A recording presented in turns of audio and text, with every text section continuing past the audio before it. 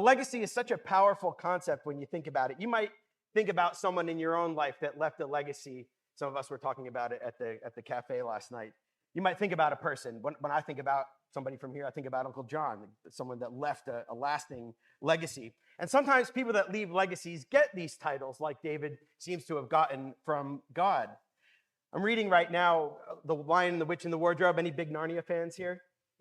Excellent. Good. We're all friends.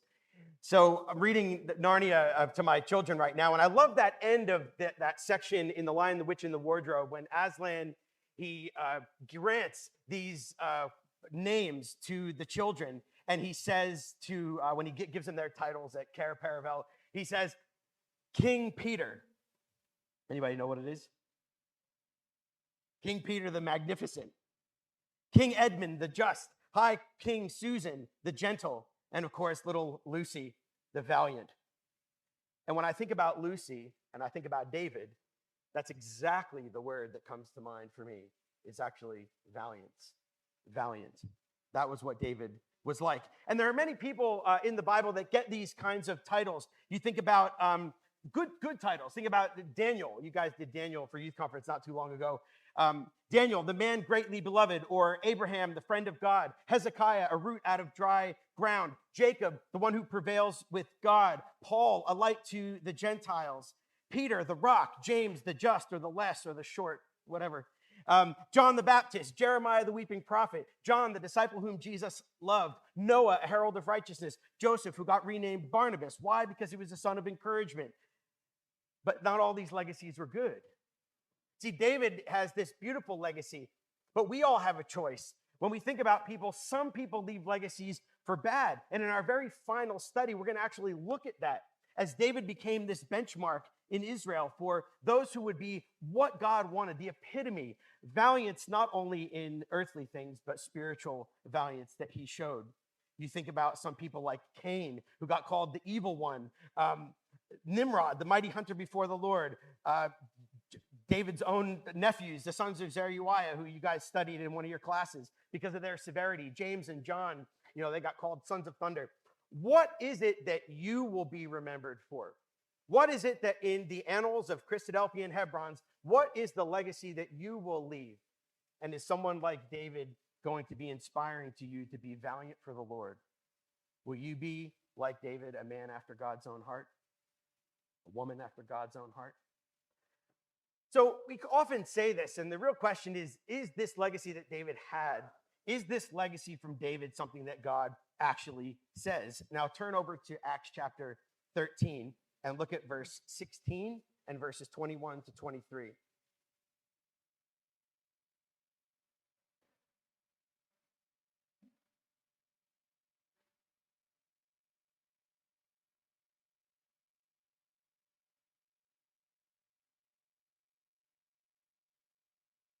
So Acts 13, beginning at verse 16.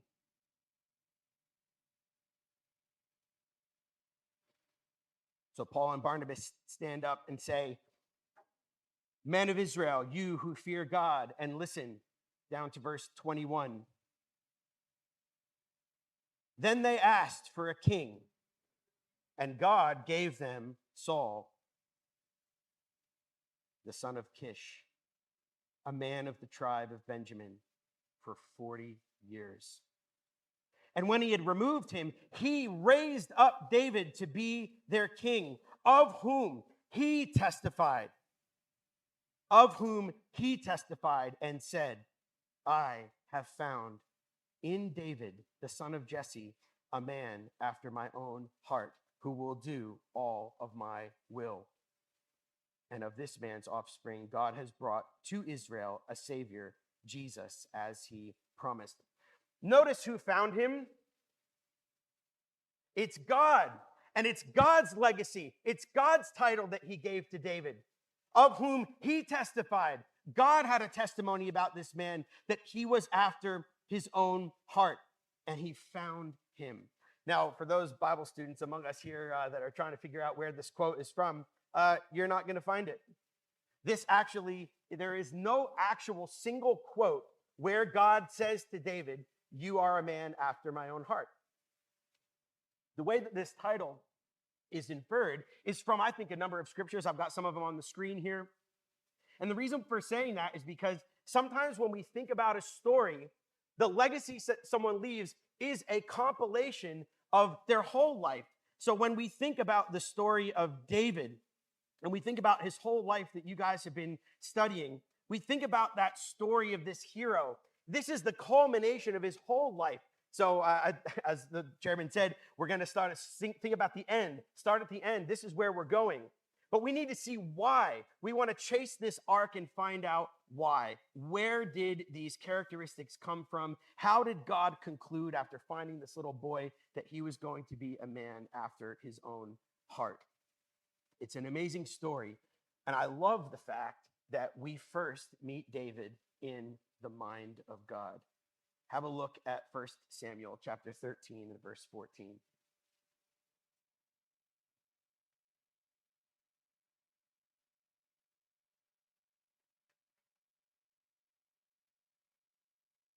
First Samuel 13 at verse 14.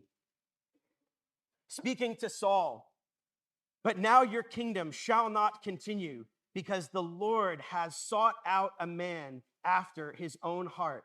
And the Lord commanded him to be prince over his people, because you have not kept what the Lord commanded you. So this is long before David exists. We haven't met David anywhere in this record, and yet we find him in the mind of God. God was seeking someone after his own heart. He was looking for him. And not only that, just like it had in Acts chapter 13, this says that the Lord has commanded him.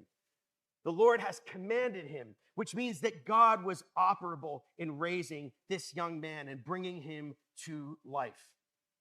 And that's what we want to do really in this first study, is look at how David brought this shepherd boy into his flow channel to bring him into the transformational journey as he became a king.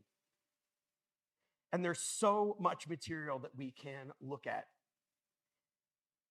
My good friend Josh Wallace gave a study weekend last year, and he said this, that we have more knowledge and insight about David's life than any other in the Old Testament. In the records of Samuel and Chronicles, we have much historical narrative surrounding the events of his life, but in the Psalms, we are given extraordinary insight into his personal thought life. And in our discussion groups after this study, you guys are going to have a chance to do that.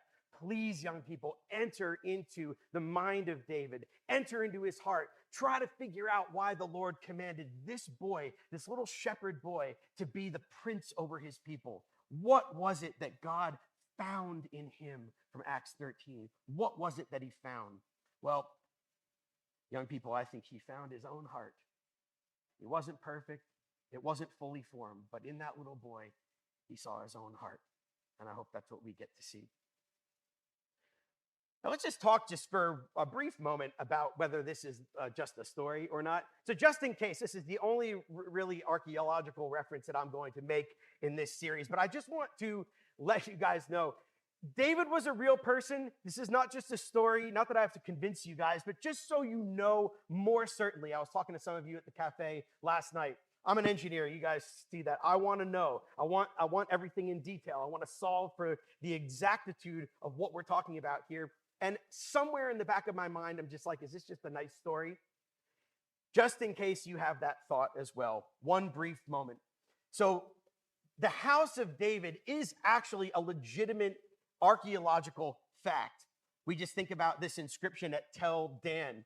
I'll just quote from the authority that found it. The fragmentary Tel Dan stela containing the Tel Dan inscription, or the House of David inscription, was discovered in 1993 at the site of Tel Dan in northern Israel in an excavation directed by Israeli archaeologist Abraham Biran, and provided the first historical evidence of King David from the Bible.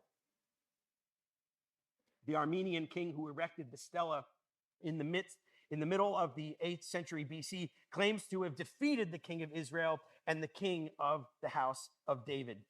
So let's just be certain that this is not just a story. This is a real person who really interacted with God and whose life was really transformed from a nothing into everything for Israel. He went from a shepherd to a king. Now, we didn't read David's name in 1 Samuel chapter 13. So I got an open question for you. Unfortunately, because we don't have internet in here, I was going to do one of those Menti things here. So I'm just going to ask it as an open question. Somebody call it out. I'm an interactive communicator here, so you guys better be ready to talk. So where do we first meet David in the Bible? Where do we meet him first? By name.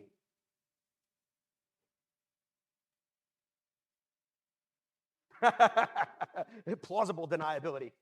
Ruth 4. That's exactly right. I did not know that. Guy stole my notes from this morning. You're right. Ruth chapter 4. David is actually Ruth's cliffhanger.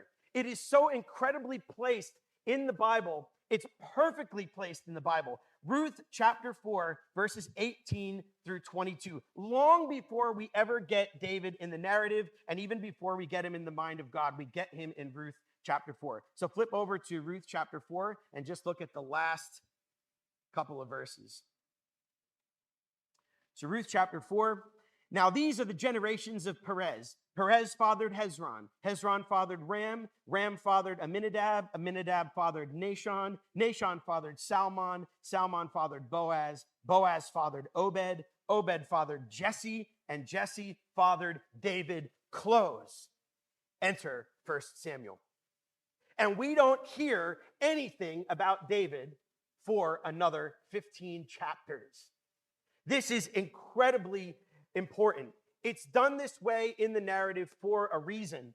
And Edersheim puts it this way. And so the story, which began in poverty, this is Ruth's whole story, poverty and famine and exile, leads up to the throne of David. Undoubtedly, this was the main objective for which it was recorded, to give us the history of David's family with his genealogy, traced not in every link, but in symbolic outline. The book of Ruth appropriately closes. So you get this history here of the judges. Ruth's story is thrown in, cliffhangers with David, and then you get the story and the tragedy of Saul for 15 chapters. So this is important because it's setting up what we looked at last night in our study outline. It's setting up a contrast for Saul as compared to David, the one who was unfit to be king, the one who the people wanted, the people's choice, not God's choice.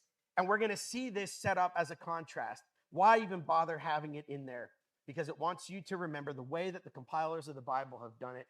They have put it that way so that we end on David, get a contrast to Saul, before we enter this beautiful story of David.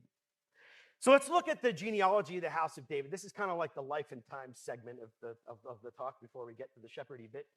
So the point here, just have a look at this genealogy of David just for a moment. Just have a look at this just for a second. These genealogies are complicated. So when you look at the females, you get exactly what Ruth was trying to demonstrate. Ruth, of course, was a Moabite. Rahab, we find out from the beginning of Matthew's gospel, Rahab is a Canaanite.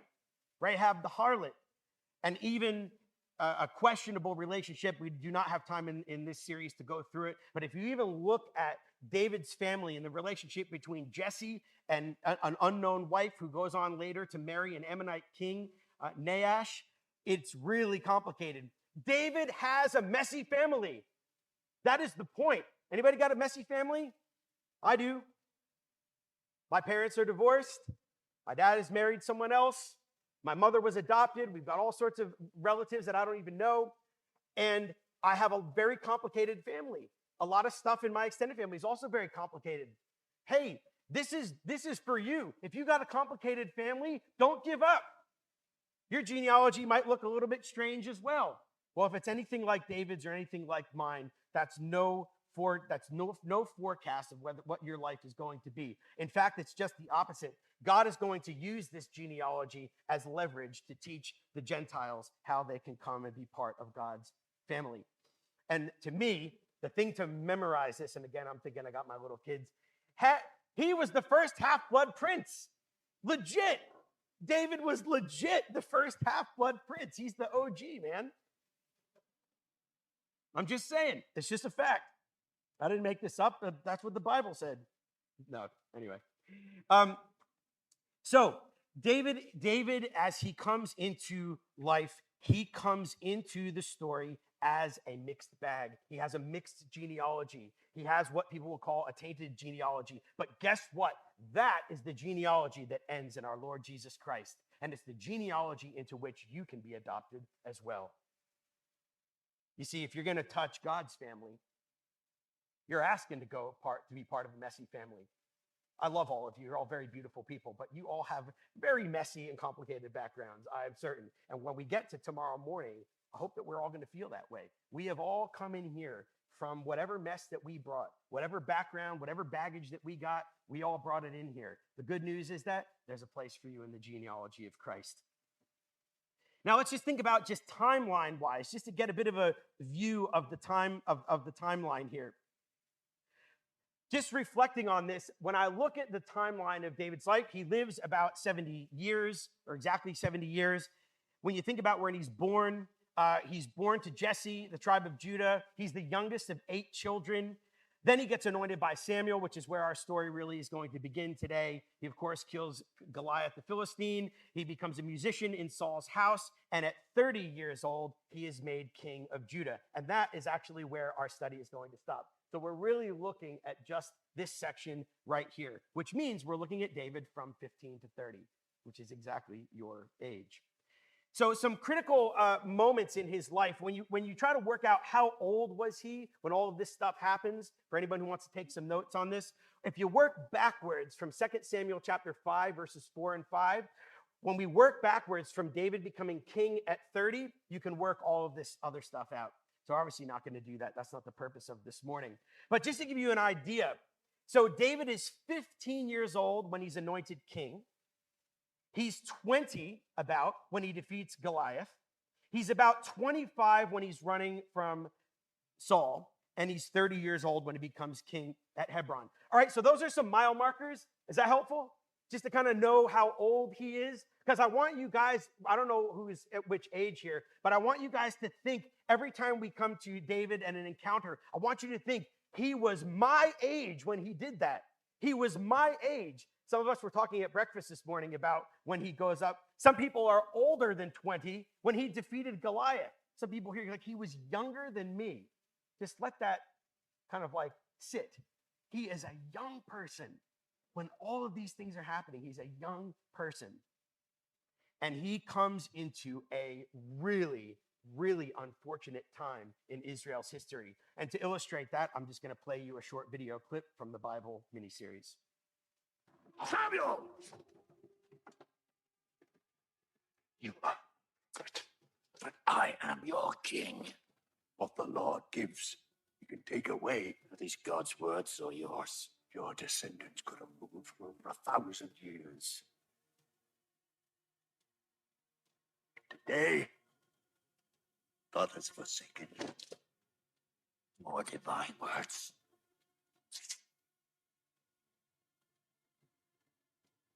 God has torn your power from you. He wants a man after his own heart.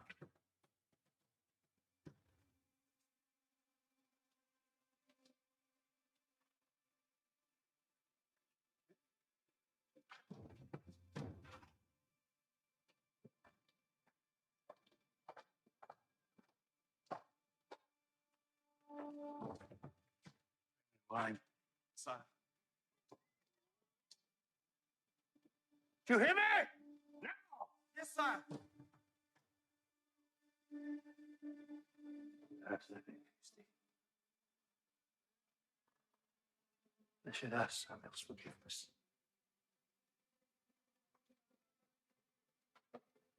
Bring Samuel to me. He's gone, Majesty. Gone?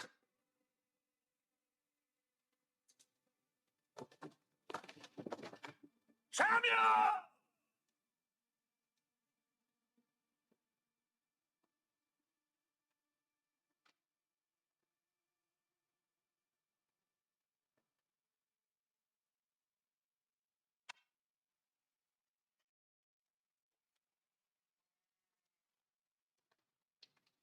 After Saul's disobedience, God commands his prophet Samuel to find a new king.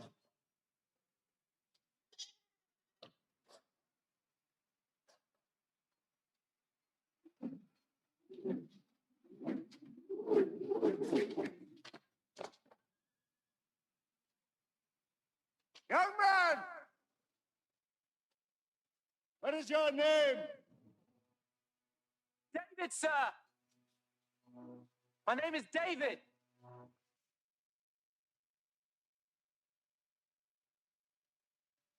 I think he's Aussie. I'm pretty sure. What a complicated time for Israel. It's a complicated time for David, obviously, to enter into God's service, but it's a more complicated time for Samuel because unfortunately, Samuel is at a situation now where Israel has become disobedient through a disobedient king, and God needs someone new. Turn to 1 Samuel chapter 16, and we're just going to read the first verse. And Yahweh said to Samuel, "How long will you grieve over Saul, since I have rejected him from being king over Israel? Fill your horn with oil and go, and I will send you to Jesse the Bethlehemite, for I have provided for myself a king among his sons." Anyone see the link to Acts chapter 13? What's the operative word? Provided. In the providence of God, he provided for himself a king. I have provided for myself, not for Israel, not for Samuel, but for himself.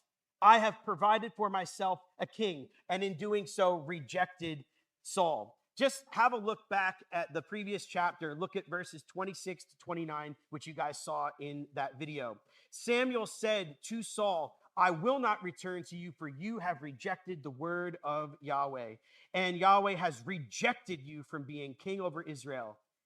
As Samuel turned to go away, Saul seized the skirt of his robe, and it tore. And Samuel said to him, "Yahweh has torn the kingdom of Israel from you this day, and it has been given to a neighbor of yours who is better than you." Two amazing points about this. One, the tearing. It's not just a removing, it's a tearing. It was going to be hard. It was going to hurt. It was going to be painful for Saul. Now, we don't usually have very much pity on Saul, but the next couple of classes, just remember that Saul, he did not want this to happen. He was a divided person, and it was going to be torn from him. And it was given to a neighbor who was better than him. A neighbor who was better than him. This is quite an interesting idea. What do you mean, a better neighbor? Well, how old is David from that genealogy? How old's David about this time? 15. You're telling me a better neighbor than me, the king of Israel? My better neighbor is a 15-year-old shepherd boy? Now, he didn't know that, of course, at this time, but that was what God saw. Remember that. Who's 15 in the room here? God's looking for you guys to be better neighbors than your actual neighbors. He's looking for you guys to be more spiritual, more set apart, separate from your neighbors, someone that's better. At 15, you can do that. You know, at 15, you can be better than the leaders of our own Christadelphian community, some of which have been woeful in their examples to you. You can be the better neighbor than God's actual leaders that have been anointed. Will you make that choice? Will you choose at 15 years old to live the better life, to walk the higher path? And we just don't realize that. David here, he's born to Jesse, and Jesse does not anticipate this at all. David is actually born to Jesse late in life. We get that from 1 Samuel chapter 17, and we get that from verse 12, where it says, "In the days of Saul, the man was already old and advanced in years, and the three oldest sons of Jesse were following Saul." And verse 14 says David was the youngest. So Jesse is old and doesn't expect this from his son. And maybe that's like you for your parents. Maybe your parents are not that, maybe they're not seeing what you could become, but God does. Sometimes we have to not think about what even our natural family thinks of us. We have to think about what God can make of us. So Samuel is given this call to go anoint a son to be a king. How does it pan out? We'll look at verses 6 to 13. We know the story leading up to this moment. Samuel comes by. He's going to be making an offering. Everybody's scared. Samuel's coming. What's this story going to be all about? And Samuel he gives zero explanation about this to anyone. Sorry for the cartoons. Everybody's kind of laughing at the cartoons. I thought, it's a young people's weekend, so I figured, everybody likes some cartoons. I think this is the last cartoon anyway, so enjoy it while it lasts. So here is how the anointing happens. Now we're going to read this slow because we're going to hang on every word of this. When they came, he looked at Eliab and thought, surely Yahweh's anointed is before him. But Yahweh said to Samuel, do not look on his appearance or on the height of his stature, because I have rejected him. For Yahweh sees not as a man sees. Man looks on the outward appearance, but Yahweh looks on the heart. Then Jesse called Abinadab and made him pass before Samuel. And he said, neither has Yahweh chosen this one. Then Jesse made Shammah pass by. And he said, neither has Yahweh chosen this one. And Jesse made 7 of his sons pass before Samuel. And Samuel said to Jesse, Yahweh has not chosen these. Then Samuel said to Jesse, are all your sons here?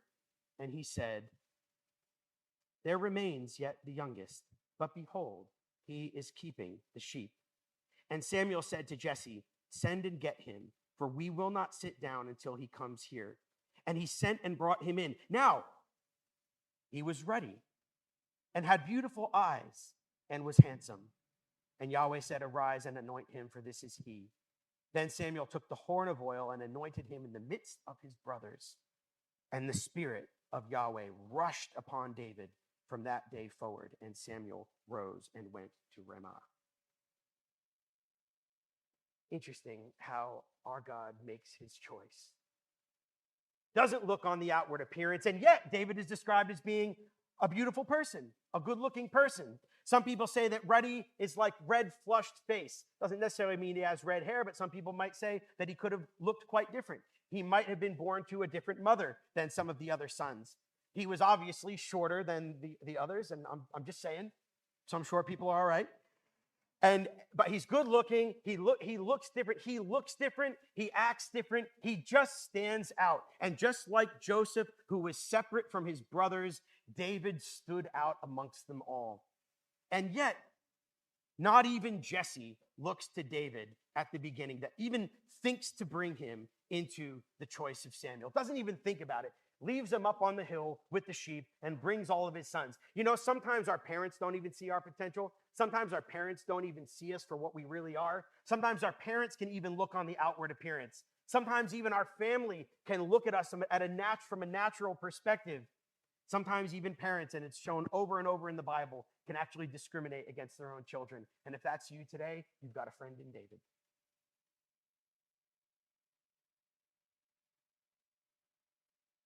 But that's not what God saw. God saw the little boy's heart.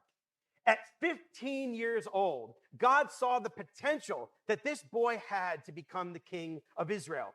I have chosen myself a king. I have commanded him to be prince over my people. This little boy who's 15, young people at 15 years old, 18, 20 years old, God can see right into your heart, and he knows what you guys can become for his kingdom and for his community here, and ultimately for his son Jesus. At 15, he's looking at your heart. You know what? 15's like the frog years. You can look kind of awkward. Proportions are not right. I get it. I understand. My proportions are still not right. But fundamentally, guys, what I'm saying is that this can be a really difficult period of life from the outside. Don't worry about that. God ain't looking for that. And anyone in here that matters also isn't looking for that either. God sees on the heart, and you know what? We should open our eyes and look on the heart too. You might just be surprised what you find. So this is God's choice. So let's turn to Psalm 89. We're going to do a few Psalms here now, just to look, because we don't really get that much from kind of the secret of David's youth. I learned this one from Uncle Brian Luke, sitting in his living room. Boy, I'm going to miss him. I'm sure many of you here will miss him as well. But I'm glad that for the time that I could, I got to spend some time with him. He loved David. And these next little bits come from Uncle Brian and really the legacy that he's left for many of you that are his family and people that have known him over the great many years. So Psalm chapter 89, and let's look at verse 3 first. At verse 3, it says, I have made a covenant with my chosen one, who I have sworn to David, my servant. God makes a covenant with this man, David. And look at verses 19 to 37. Now, it's a bit of a long read, but I want you to think this is how God feels about David. This is how God looks at what he's committed to doing in David's life. Starting at verse 19. Of old, you spoke in a vision to your godly one and said, I have granted help to the one who is mighty. I have exalted one who is chosen from the people. I have found, there's that word again, I have found David, my servant, and with my holy oil I have anointed him. And so my hand will establish with him, and my arm also shall strengthen him. The enemy shall not outwit him, the wicked shall not humble him, and I will crush his foes from before him, and I will strike down those who hate him. My faithfulness and my steadfast love shall be with him, and in my name shall his horn be exalted. I will set his hand on the sea and his right hand on the rivers, and he shall cry to me, you are my Father, my God, the rock of my salvation, and I will make him the firstborn, the highest of the kings of the earth. My steadfast love will I keep for him forever, and my covenant will stand firm. And I will establish his offspring forever, and his throne as the days of the heavens. And if his children forsake my law and my commandments, then I will punish their transgression with their rod and their iniquity with the stripes. But I will not remove from him my steadfast love, and I will or be false to my faithfulness. I will not violate my covenant or alter the words that went forth from my lips. Once I have sworn by my holiness, I will not lie to David. His offspring shall endure forever, his throne as long as the sun before him. Like the moon, it shall be established forever, and a faithful witness in the skies. This is what God saw of the trajectory of David's life at his anointing. God was committed that much to making this man succeed and to guiding his life and to be a providential work, to be a providential guidance in his life. And just a couple of slightly different translations, just on three small verses within this section. First, the New English Bible puts a couple of the verses like this. It's quite amazing, taking the Hebrew, the way that the Hebrew kind of bears out some of the statements, particularly right in the middle of verses 19 to 21.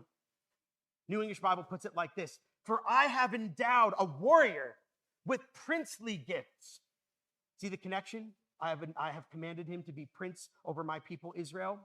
And so the youth I have chosen towers over his people. He towered over them not in physical stature. He towered over them in faith and hope and righteousness. He towered over his people.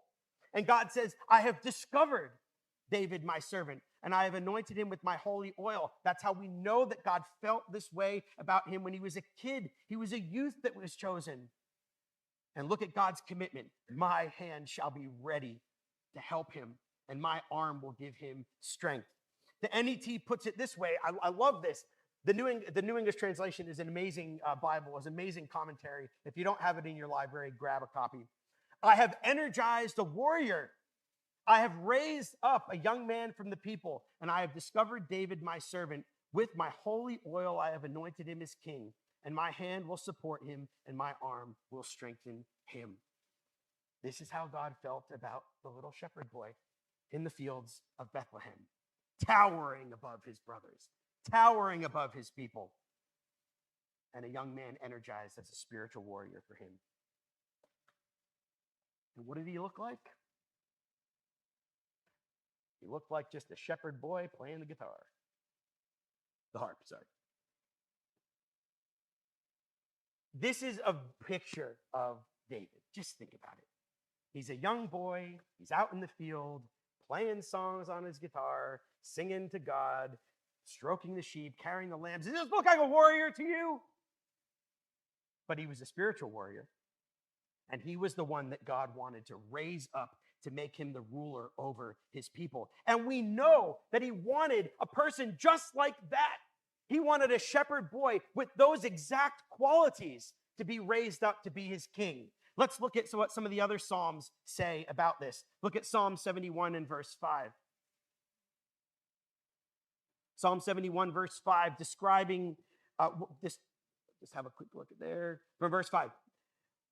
For you, O Lord, are my hope, my trust, O Lord, from my youth. Even upon you I have leaned from before my birth.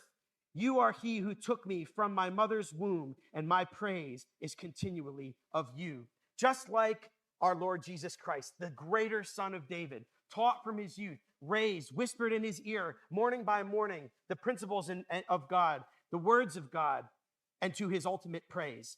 From his youth. Have a look at verses 17 and 18. O God, from my youth you have taught me, and I still proclaim your wondrous deeds. Even so, to old age and gray hairs, O God, do not forsake me. For until I proclaim your might to another generation, your power to all those to come. From his youth. Remember your Creator in the days of your youth, before the evil days come, or the years draw nigh, when you will say, I have no pleasure in them. Life gets really, really hard the older you get. You think things are complicated now? Wait till you get older. Things get really complicated. You got to make the choice like David did in his youth. He sought God in those fields of Bethlehem, and God taught him. God taught him from his youth. And David wanted to know, even to his old age, he would be doing the same thing so he can tell another generation. And that new generation is you. The new generation is you. And all those, of course, that would come. And in Psalm 27, verse 10, it's just a comparison in passing, just to mention. David says, for when my father and mother forsake me, the Lord will take me up. I don't know how many of you feel estranged from your parents, feel separate from your parents. Don't you worry about that. God has got you in the palm of his hand. He has got you just like he had David in his bundle of life. Even when you're young, even if your father and mother forsake you, the Lord will take you up. So this is a shepherd boy, but a warrior poet. We see from those Psalms, he's a shepherd, he's a musician, and he is a tough warrior. He is defending those sheep, and that was a great quality that God wanted from him. Look at Psalm 78, verses 70 to 72. And God says it in so many words.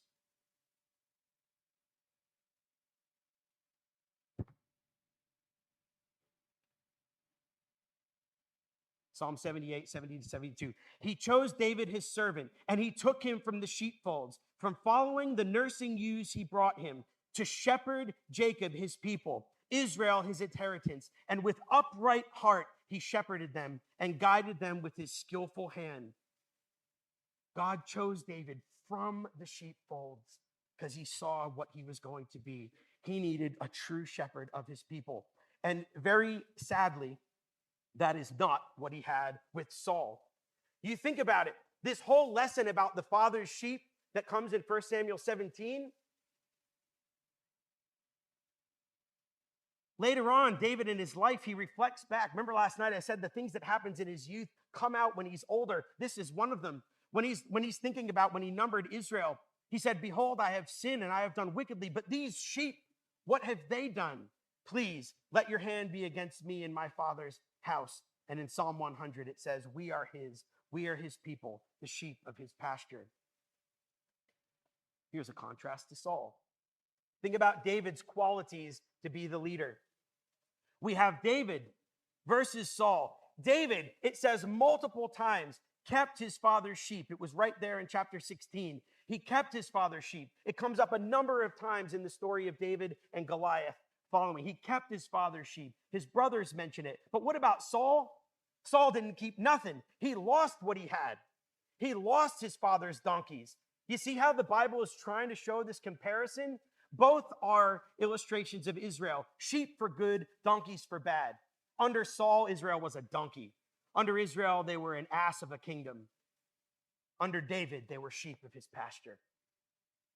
Isn't that a powerful comparison? Just absolutely wonderful. Dennis Gillette put it this way. He said, the shepherd king of all men was preparing a boy of Bethlehem to be the shepherd king for his high destiny. What he was inwardly, therefore, is what he was outwardly. In the wilderness, as a consequence, he learned courage and cunning and patience and gentleness. He saw the invisible. In a way, he heard the inaudible. In the wilderness, God commanded him to be a captain. David didn't realize it then, but he was being made ready. The fighter, the shepherd, the psalmist, the king was being prepared by God in loneliness and danger and oppression and reflection and skillful with God in the wilderness.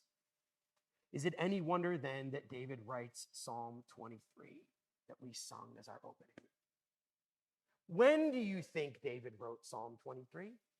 At what time in his life do you think he wrote Psalm 23? After he finished his career as a shepherd? Probably not, but maybe. I think it's incredibly plausible that David wrote Psalm 23 on the fields of Bethlehem when he was 15 years old. They asked last night about what the first song that I wrote. I don't know, it doesn't matter. Song for Erica doesn't matter. Psalm 23 matters. He probably wrote this when he was your age. And when I was listening to you guys sing that song earlier, I was just thinking about songs that are being written and composed by our community, by you guys. They could be the songs of the ages and maybe even the songs that we sing right through into the kingdom. Psalm 23. And when we think about Psalm 23, obviously we're not going to read it. You guys know it. Psalm 23 to me can be seen right in the section of David. And I think as he goes into chapter 17, really the only thing we're going to do of David and Goliath is reflect on this next video clip. And you might recognize this sound from walking past Goliath outside. To the words of David. Jonathan. The Philistine threat continues to... The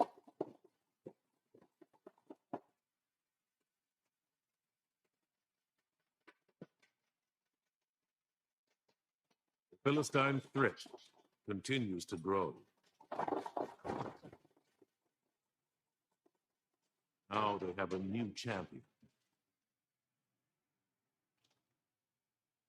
Goliath.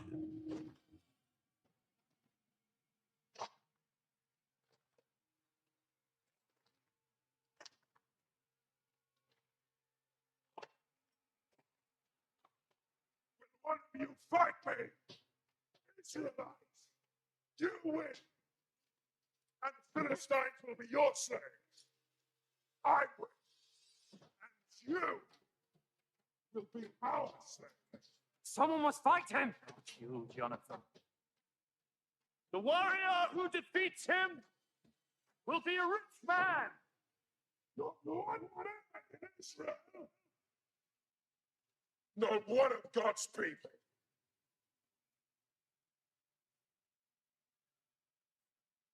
I'll do it. You're no soldier, you're a shepherd. Yes, a shepherd. So I protect my sheep, God will protect me. Where is your faith? Where is your God? I'll kill him. Need this.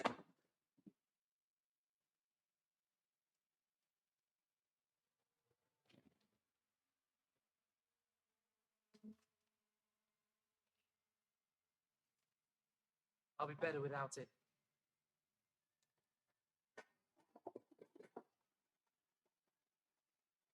Yea, though I walk in the valley of the shadow of death,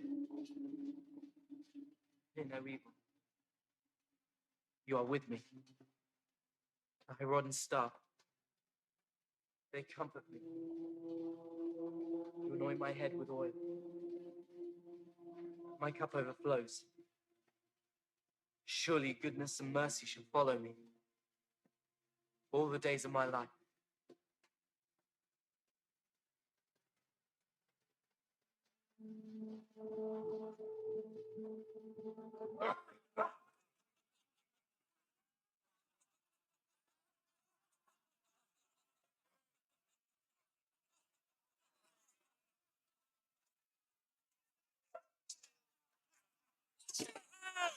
Israel is my champion.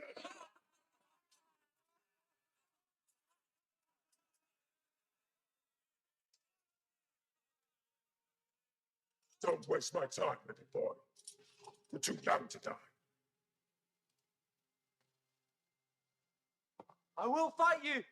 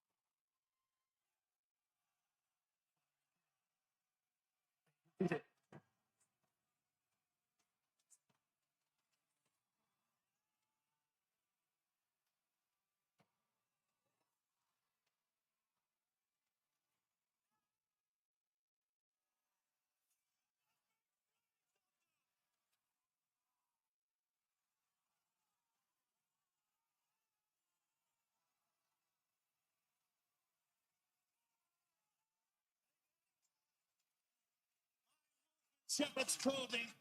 Save my kingdom, my shepherd.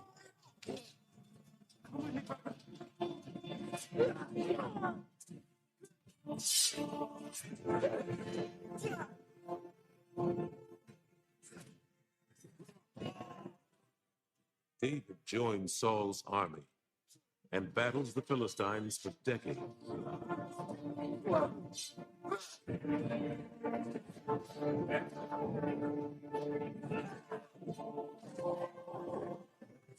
He becomes a warrior,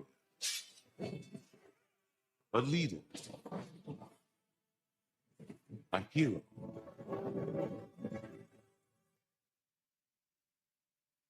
And so Saul fails the royal test. And the one who's standing by listening the whole time is Jonathan. He watches his father fail to rise up and be the king Israel needed. And he watches David take his rightful place. This was a great trial, not only for Saul, but also for David to rise up and to become the man that God was preparing him to be. Just going to quote something from Harry Tennant. Unlike the many occupations in the 20th century, that of being a shepherd in the chosen land gave scope for mind, which wished to worship God and keep itself unspotted by the world without, and even so, by the will of God, brought David from the pastoral peace of the sheepfold into the world of men. And this was essential for that development of character which endued David to generations of followers of the call of God. The fact that David passed out of the quiet pastures and still waters into the tumult of wars and fightings has rendered him a companion to us all. Young people, had David remained a beautiful shepherd boy in the fields of Bethlehem, he never could have become the companion that he is now to us all. And because God brought him out of that field into our world, into the kinds of challenges that we have, he can then be a companion for us all. He never would have developed the character that he needed to become the king if he had just remained in the safe pastures of Bethlehem. No, he needed to come out of that to become a king.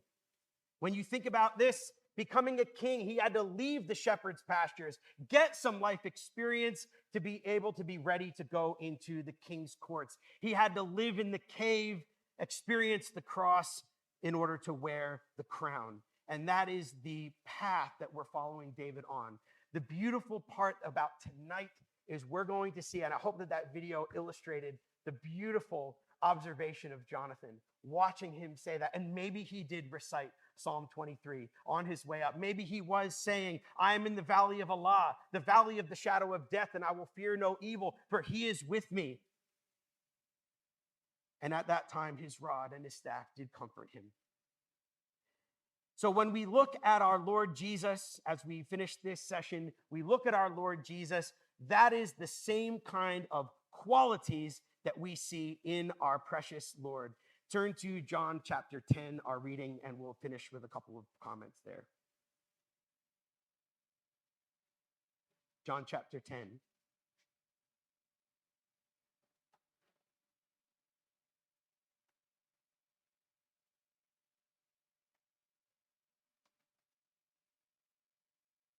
So let's look at verses 3 to 6. Now think about this, what David did and what the greater son of David is like for you and me today.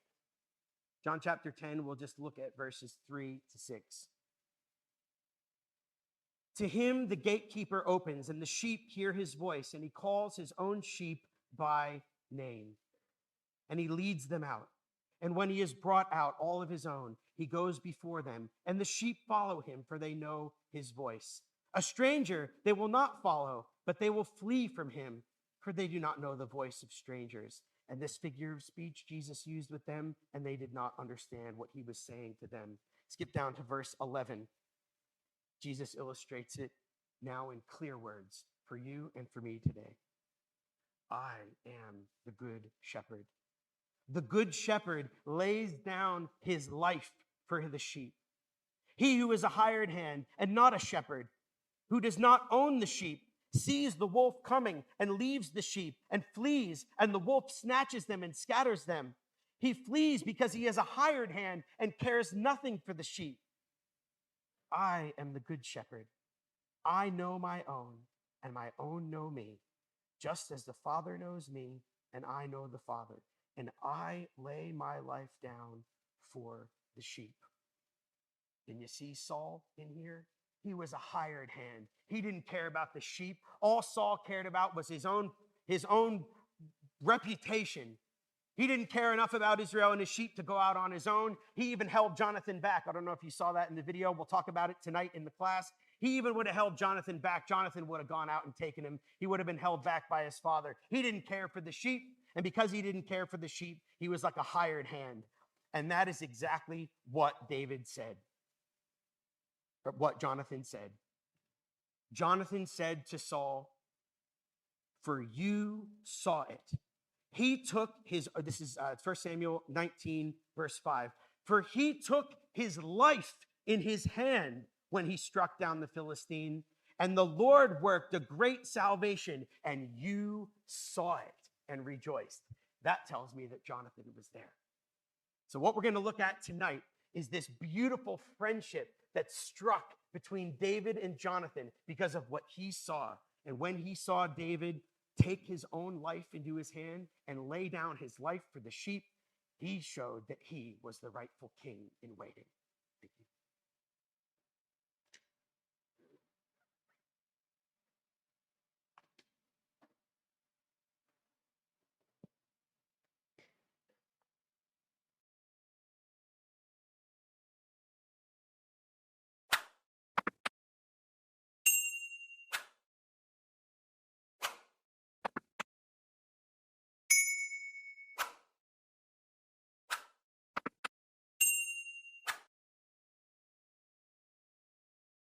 He left David in an amazing place as he took his role within Israel, taking this leadership role out and with the army and taking Goliath and just becoming this national hero. But there's actually another little place that David also was a hero, a micro hero, a bit of a mini hero, and that's actually in Saul's house.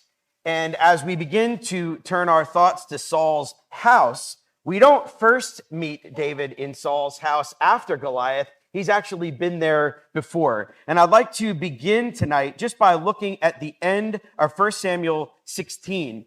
Now, there's a little bit of a challenge with 1 Samuel 16 because it's kind of hard to place it in the chronological narrative. In the first number of verses in 1 Samuel 16 that we looked at this morning, obviously we have Samuel anointing David to be king. David takes Goliath in chapter 17. Then chapter 17, obviously this is partly David and Goliath and partly some new information. But then you have this, what appears to be something that was a bit out of order. You have David called to help Saul in his house through his just wonderful, amazing gift of music. And then that possibly leads into 1 Samuel 18 as we begin to look at Jonathan. So there is a little bit of a challenge when we read this chronologically. I'm not going to try to solve that, but I would love to chat maybe tonight over a coffee over how you think you can solve this bit of a conundrum here. But I don't want to really focus on that. I'm going to assume that it's actually out of order. And so I want to deal with David in Saul's house now. And this is a great lead up into David's relationship with Jonathan, because remember, of course, Jonathan is in Saul's house. So let's have a look at a few verses at the end of 1 Samuel chapter 16. So 1 Samuel 16, verses 14 through 23.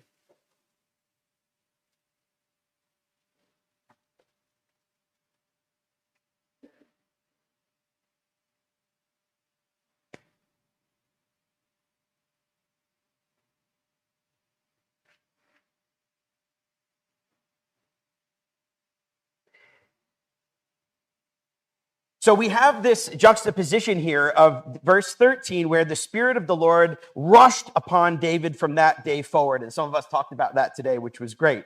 Now, in direct contrast to that, juxtaposed against David, is verse 14 that says, "Now the Spirit of Yahweh had departed from Saul, and a harmful spirit from Yahweh tormented him.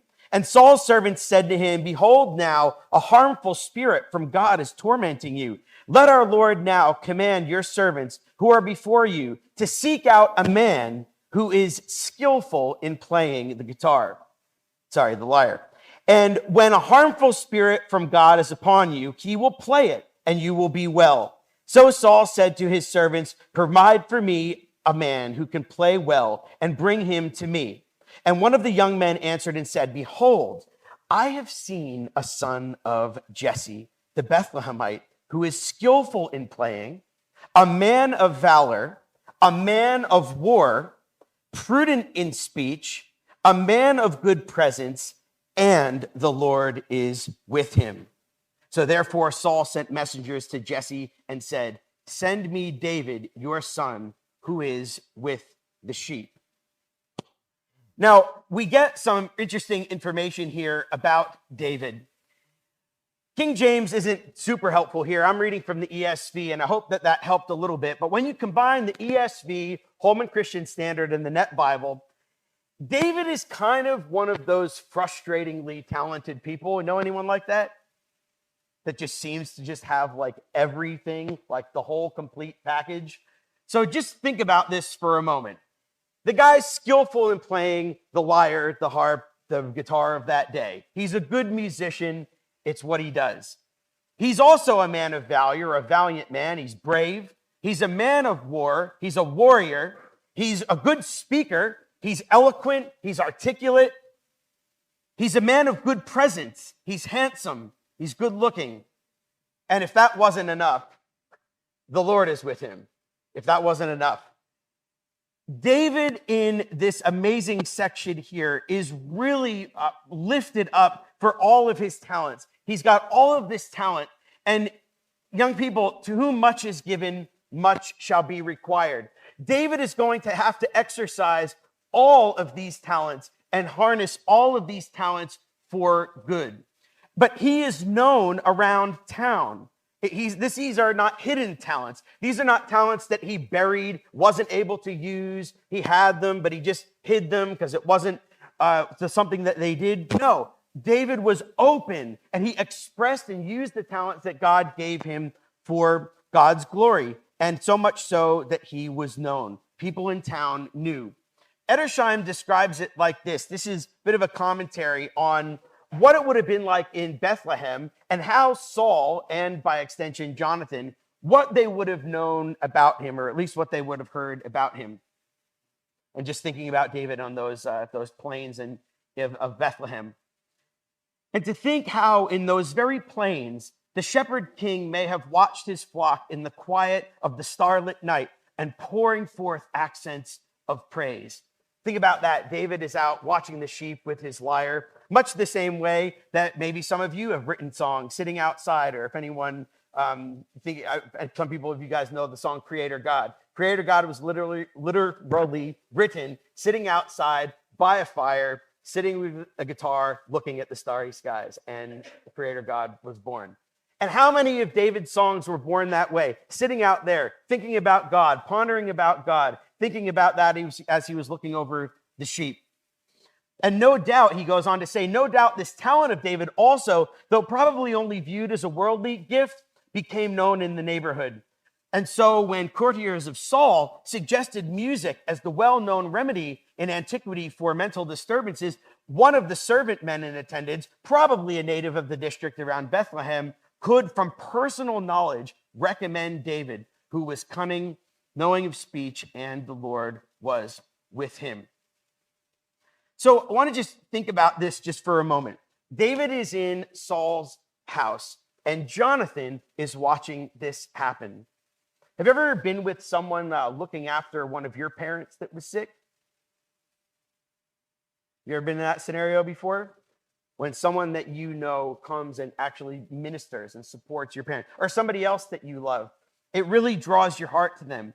And to me, when I think about Saul, not only here, we're going to see him in another scenario just like this in a few minutes. Fundamentally, when we look at this, we think about Jonathan in that house thinking, man, I am so glad that somebody like David exists to actually help and support my father in this manner.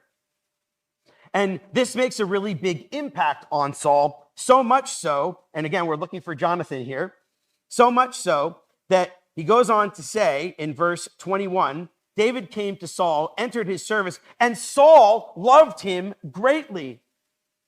And he became his armor bearer. Now that's interesting. He didn't become his in-house musician, but he also technically was. All of his talents being used. He's a man of valor and he becomes his armor bearer. But also goes on to say, Saul sent to Jesse saying, let David remain in my service, for he has found favor in my sight. And whenever a harmful spirit from God was upon Saul, David took the lyre and played it with his hand. And Saul was refreshed and was well, and the harmful spirit departed from him.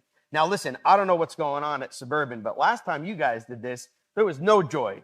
What's going on? You guys, you should be happy with lyres. They bring joy. They're meant to be a joyful instrument. Anyway, I don't know what's going on there at Suburban, but there was many instruments. And when you go back and you look at ancient instruments and their use, what was most powerful about these instruments that was powerful in David's life was that they were portable. They were small. They weren't big organs and pianos. They were portable instruments. They were able to be brought out to campfires. They were able to be brought out to your job. They were able to be in the backseat of your car or your chariot or whatever it is that you had then. There were many beautiful instruments. And if you think about shepherds often can actually play flutes to actually bring their flocks to them. And I have a feeling that David did this. If anybody wants to see a video of this, I can sort of show you what it looked like. When I was in Israel, I actually saw, anybody ever, raise your hand, have you ever seen that? A shepherd playing a flute for their sheep? Anyway, give it a try. Anybody got a flute here? There's some sheep right down at the end of the road. You can just give it a try. And to me, David, he employed these instruments for a number of things, for mental health, for stability, for writing music. And when instruments, whatever kind of instrument, whatever it is, if it's used for the glory of God and it's harnessed to make a difference for other people and to bring honor and praise to God, it's something that we should lean into and use. Do not, young people, bury your talents. And I know that there's many of you that are out there and very similar to me. I know you guys play the lyre. It would be great if you continued to do that because we need more people who are skillful in this way to learn how to play our songs, learn how to play our hymns, so we don't lose these wonderful hymns of our heritage that we have. And David is the great example of that.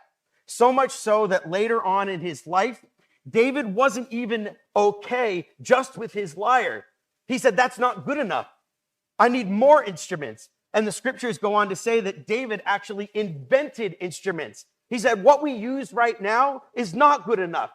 It's not just okay to be status quo. We need more. He wasn't even happy with the instruments that were available, so much so that he invented instruments. This is the passion of this man. And it all comes in this early section here where David is ministering to Saul, a very uncanny support of David, and it doesn't become that way later. And what I'm just hoping that you guys will do is just think about music in the ancient world and think about how we can use it. And thank you so much to everybody who sung just before. Continue to do that. The best part about this is that David could take his instrument anywhere. He could take it wherever he wanted and in every place that was hallowed ground. he was able to pour forth the praises of his God. And one question that I have for y'all is, who taught it? Any ideas? Where did he learn how to play the lyre? Like, he's not just like a casual player, right? I know like Elliot's like a casual lyre player, right? He's good. He really knows how to play. Where did he learn how to play? Well, here's my suggestion. I think God gifted it to him. Some people are just natural at music. It just comes. I think God endowed him to be a warrior poet. He gave this boy the gift of song to be able to bless others, and he exercises it in this chapter. And I think Jonathan saw it. Jonathan was able to see it and appreciate it, and I think it was a huge part of the early observations that Jonathan had about David. Flip over to 1 Samuel chapter 17. And let's just look at the very end of the chapter.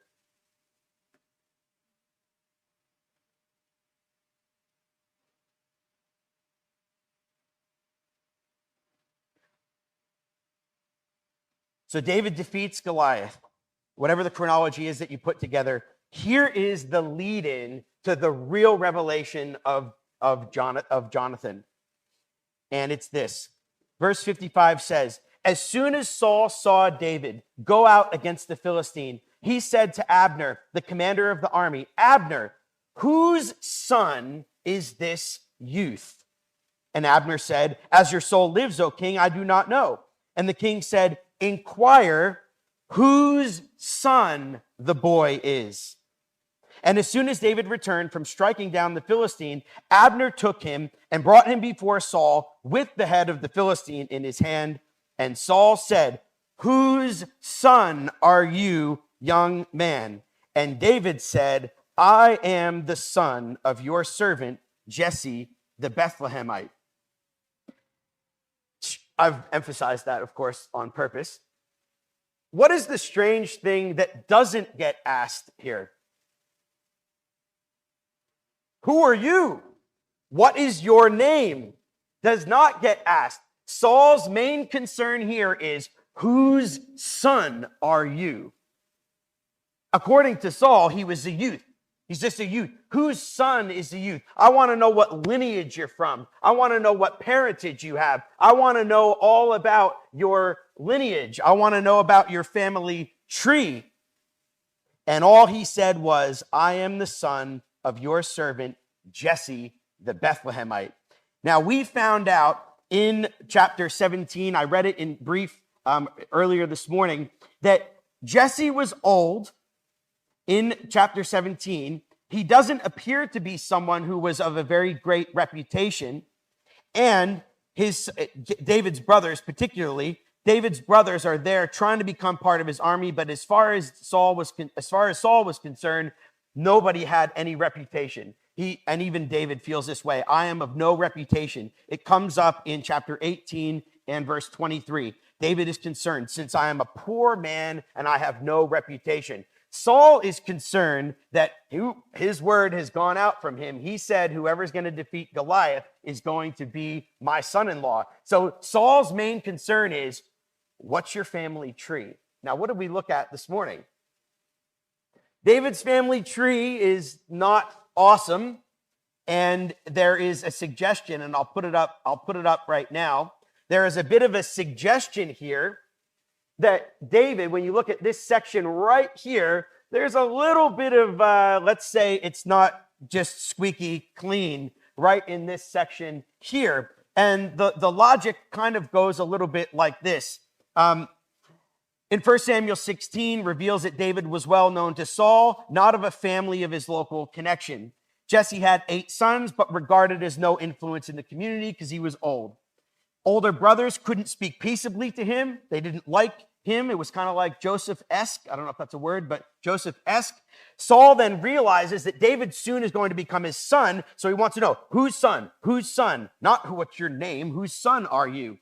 And remember, all throughout the rest of this time, when his anger is flared up, what does he refer to David as? the son of Jesse. You could almost see him crunch up his face. The son of Jesse. Where is the son of Jesse? Why hasn't the son of Jesse come today?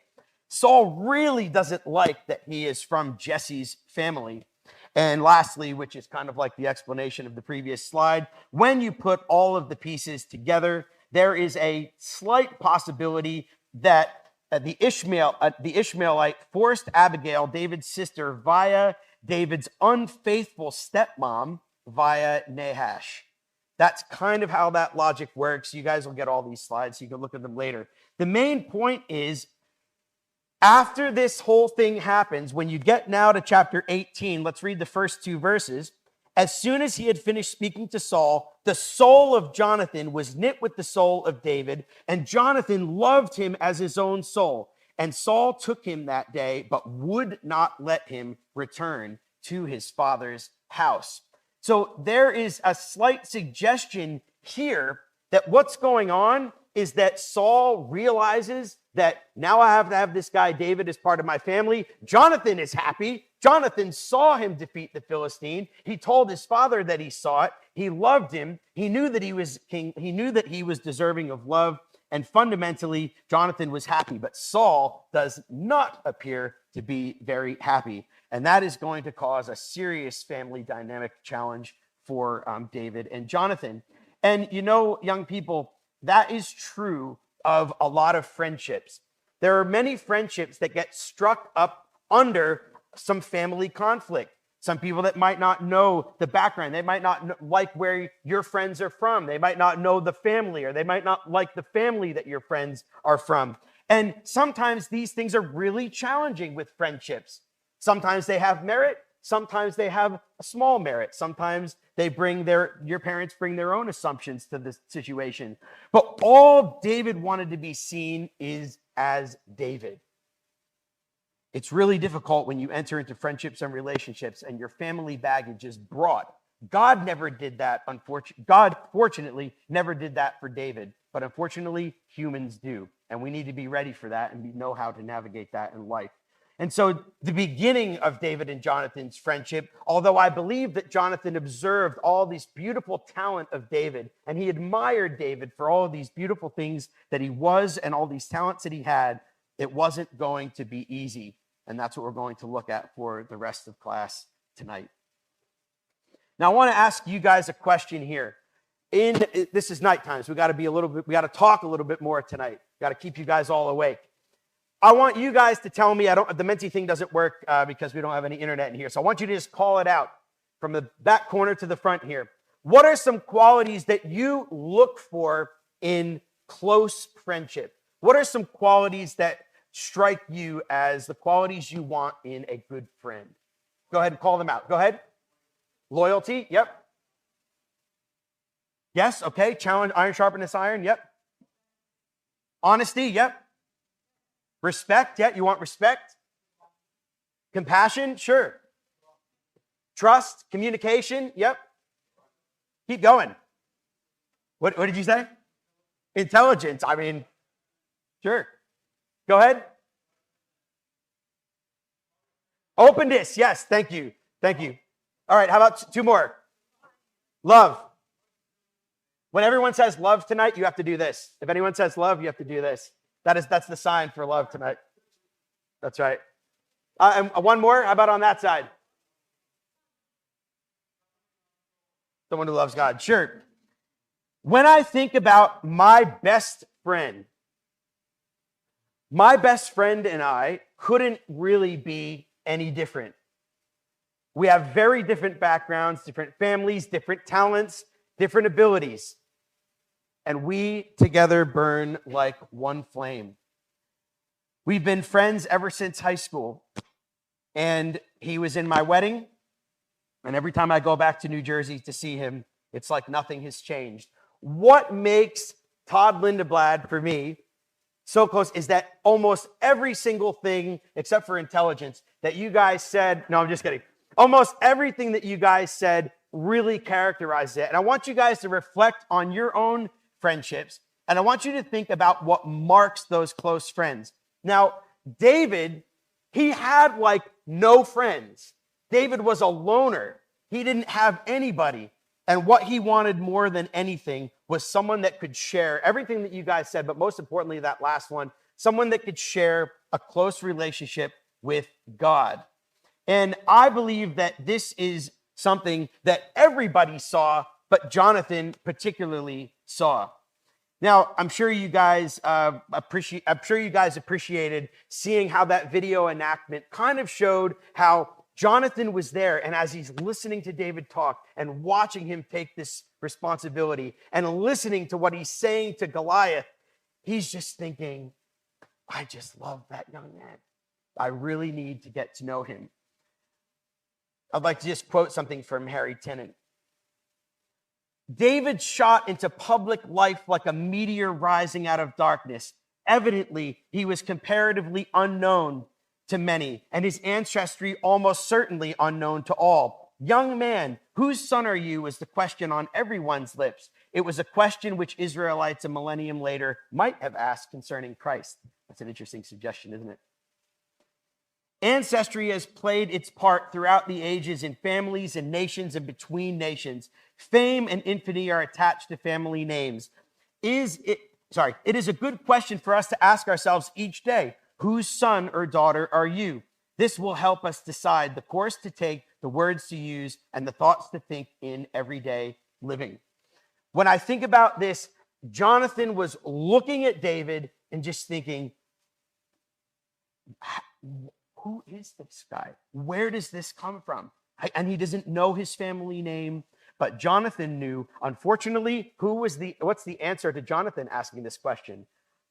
Jonathan, Saul's son, is very often how he gets described, right? Think about it. And Jonathan, Saul's son, arose and went to David in the wood and strengthened his hand in God. Jonathan, Saul's son. My point here, young people, is that your friendships are not defined by the parentages of your friends. Unfortunately, John had a father that was disobedient to the will of God. That didn't make Jonathan unworthy of being a friend. Neither did David's possible questionable lineage. Neither of them cared. And for me, when I think about Todd, his standing with me for our whole life, no matter how messy our families have gotten, no matter how many crazy things have happened within our family, extended family particularly, we've stayed together. We saw each other as an individual. And to me, once David became known in everyday life, everybody fell in love with David, not just Jonathan. Let me show you what I mean. First of all, David literally means beloved. I'm sure some of you are waiting for that to come up. His name means beloved. And some would say he was beloved of the Lord, beloved of his father. But have a look at this. Of course, we already just read that Jonathan loved him as his own soul. His soul was knit with the soul of David. He felt the same as David. And I was hoping that I could just quote from, let me flip over to my note here. I just wanted to quote something that I heard from Liv's dad, one of your Suburbans that I watched this year. Paul Yearsley said this about David. He said, he's on the same page as God. He shared the same values as God. He's got the same passions as God. That's exactly what Jonathan saw in David. I'm just going to replace it now. You can tell your dad I replaced his quote. Jonathan's on the same page as God. He shares the same values as God. He's got the same passions as God. And when those things are true of two friends, it unites them together. You get knit together, and none of the family background matters. None of your culture matters. Those things completely get transcended by a love for God. And that was what marked David and Jonathan's friendship. Now, I think their friendship was deeper than all of these others, but it's worth noting, basically everyone loved David. Now Saul's daughter, Michal. Can you do a good guttural k? Michal. It's not Michael. Stop saying that. We have. Where's Josh Elron? Is that right? Where's Josh? Is that right?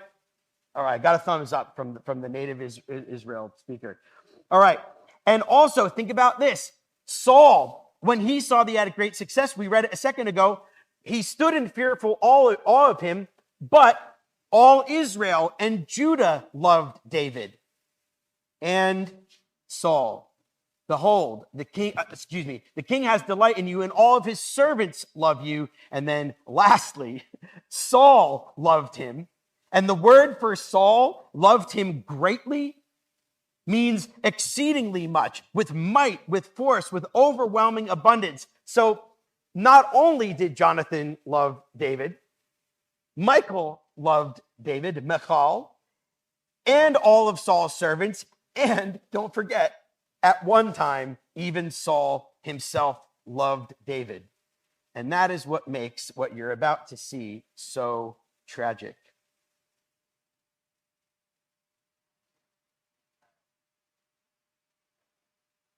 Is that sound coming through?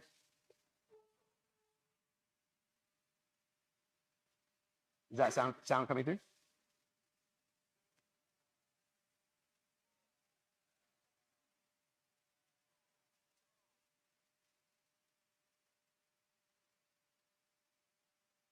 You can just imagine the sound.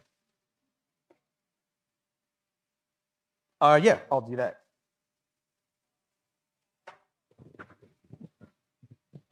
That guy's a good engineer right there. Somebody should hire him.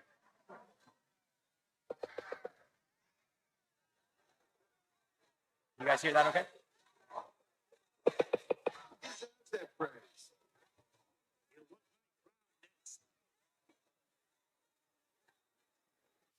You guys hear that?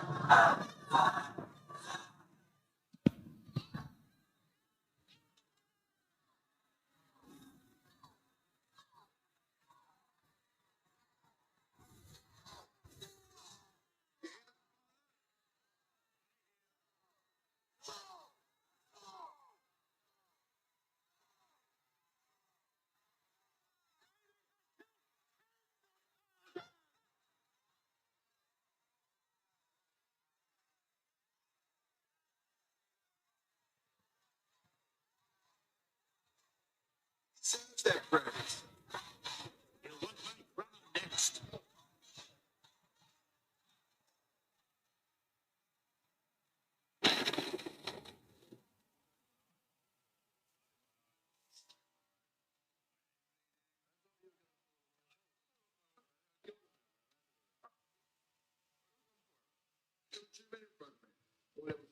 David!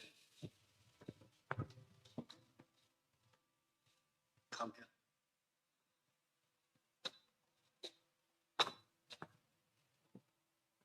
So, once again, you are our champion. You have killed thousands. Tens of thousands. Of course. Tens of thousands.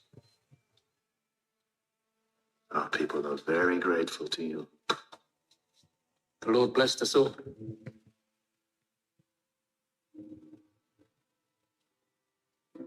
I would like to reward you.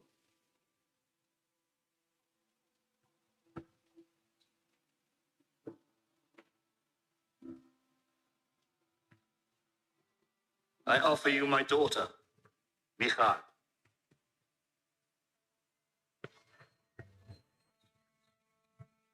Your Majesty. David, we're brothers now.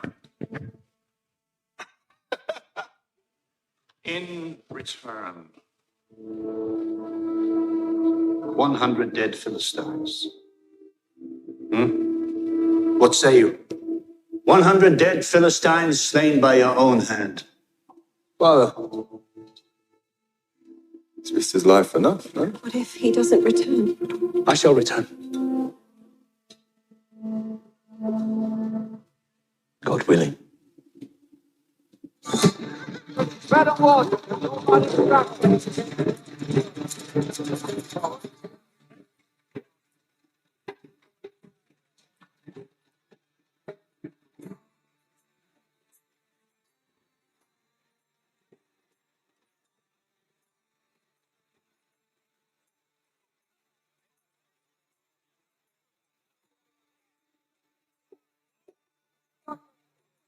Love him like a brother, don't you? I do. As Abel, no doubt, once loved Cain. He wants our crown. Can't you see? No. He's loyal to us both. Nonsense.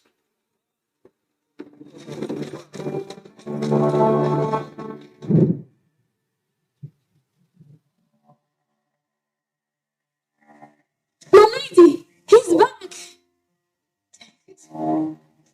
He's back. David's back.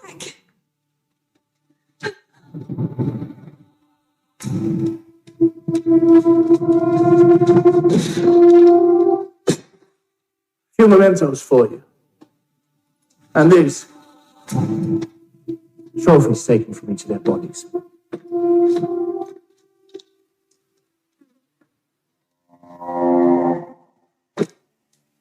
From 100 men? 200. God was with me. Michal.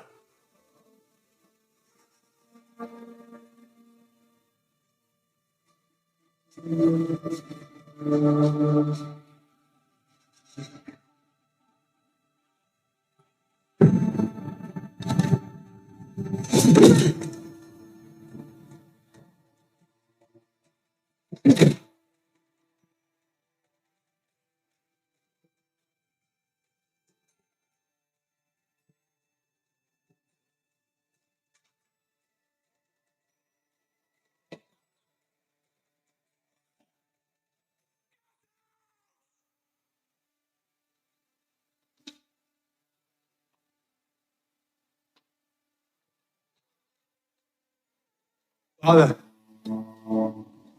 what demons possess you? If it wasn't for him, we would all be slaves, and you would not be king. And with him, you never will be.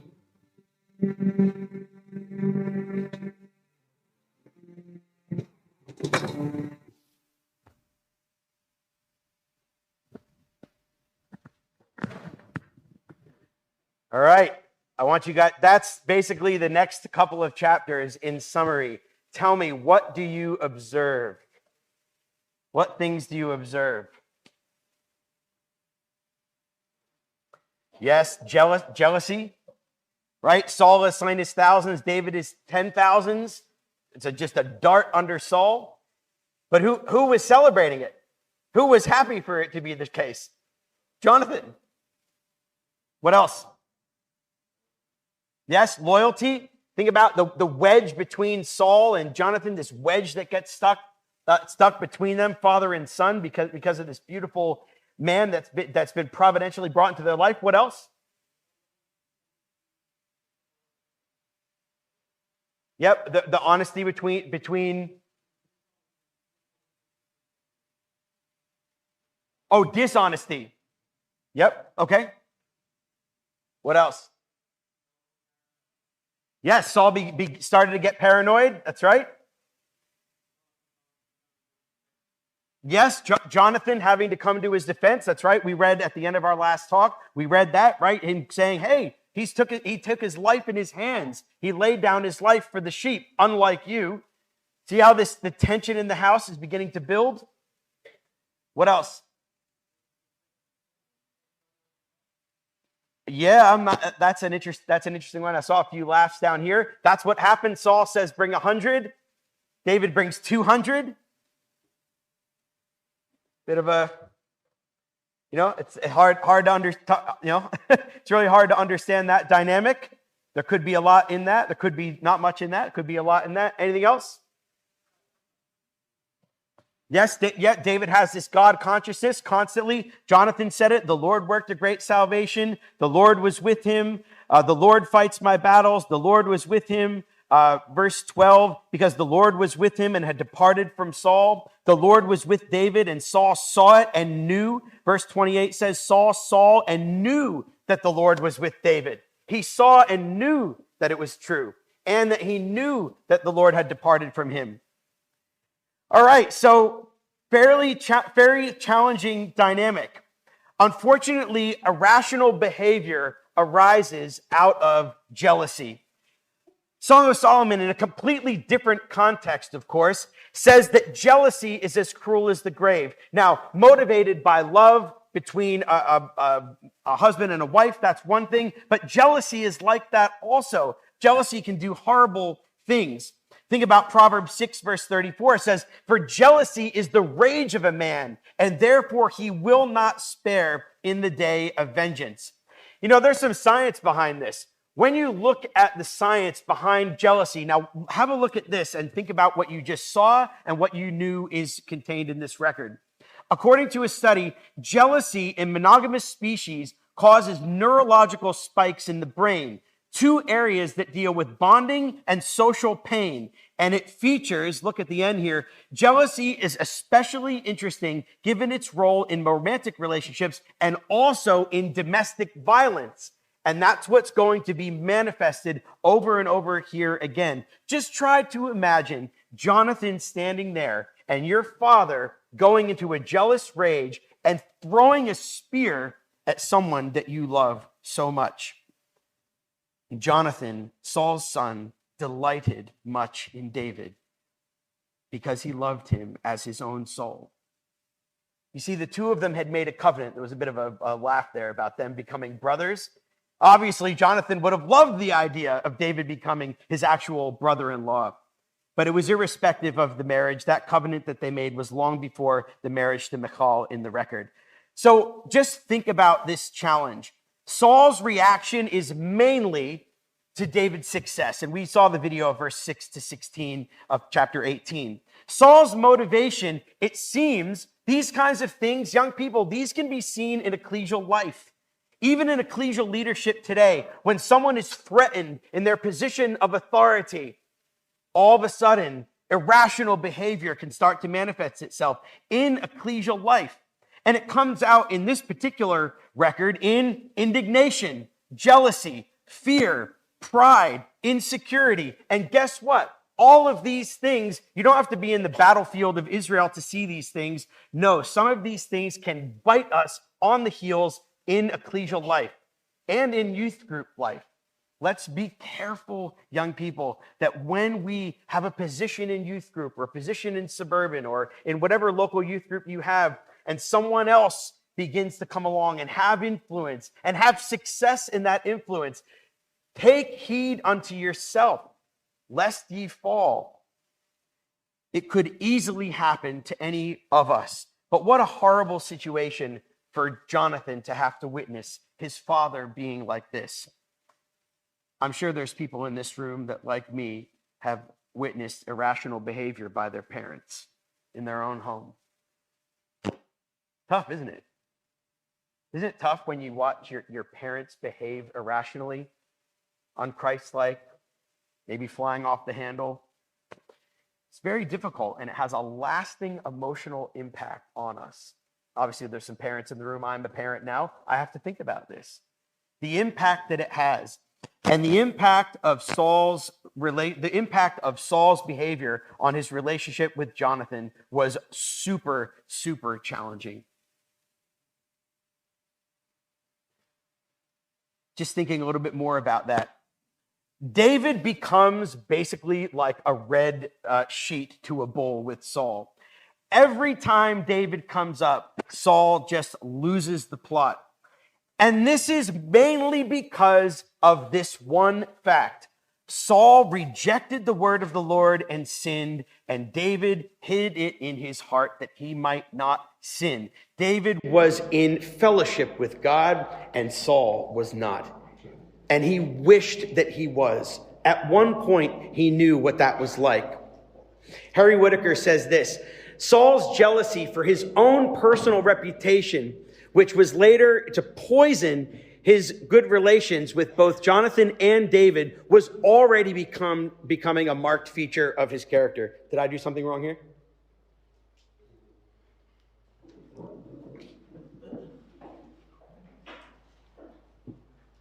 Should I wait? No, I'm just going to keep going. All right, Uncle Brian. Uncle Brian once said it like this, and I thought this was so amazing. Uncle Brian said, the divine preparation was being made as David watched the sheep and God was in the watchtower. David's crown was being made whilst he was in the hills around Bethlehem, and Saul's was lost while he still wore it. Very, very, very sad. So let's focus a little bit more on Jonathan. So we focused a lot on David, and we look at Jonathan looking at David. Let's not forget the character profile of Jonathan, because remember, the two of them make a covenant together. It's not just Jonathan that loves David. David also loves Jonathan. You remember 1 Samuel 13, when the Philistines controlled the town, they passed at Michmash. Israel was weaponless, ruthlessly oppressed by the Philistines. Jonathan and Saul were literally the only two people who had swords under the iron grip of the Philistines, who took all of their weapons. Jonathan and his armor bearer, they don't tell Saul. The people don't know. It's just the two of them, and they go up, and yet Saul's got 3,000 men. There was no faith in Israel under Saul. But for Jonathan, he had the faith to, one, he looked to providence. He looked for God's guidance and looked for a sign for God's intervention. And fundamentally, Jonathan's faith triumphs over danger. He looks for a sign from God. It's an earthquake in this particular case.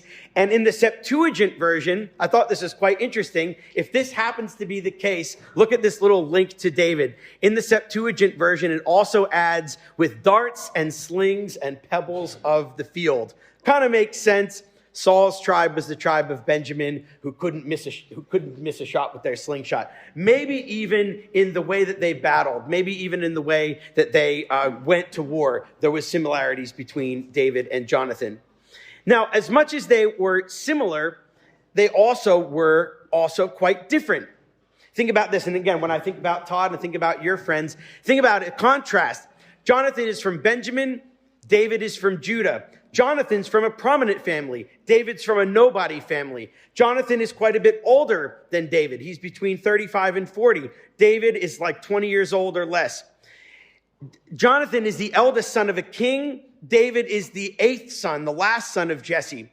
Jonathan is the crown prince. David is a lowly shepherd. Jonathan is rich. David is poor. Jonathan was served by many. David was a servant. Jonathan was a commander in an army at the time. David was too young for an army.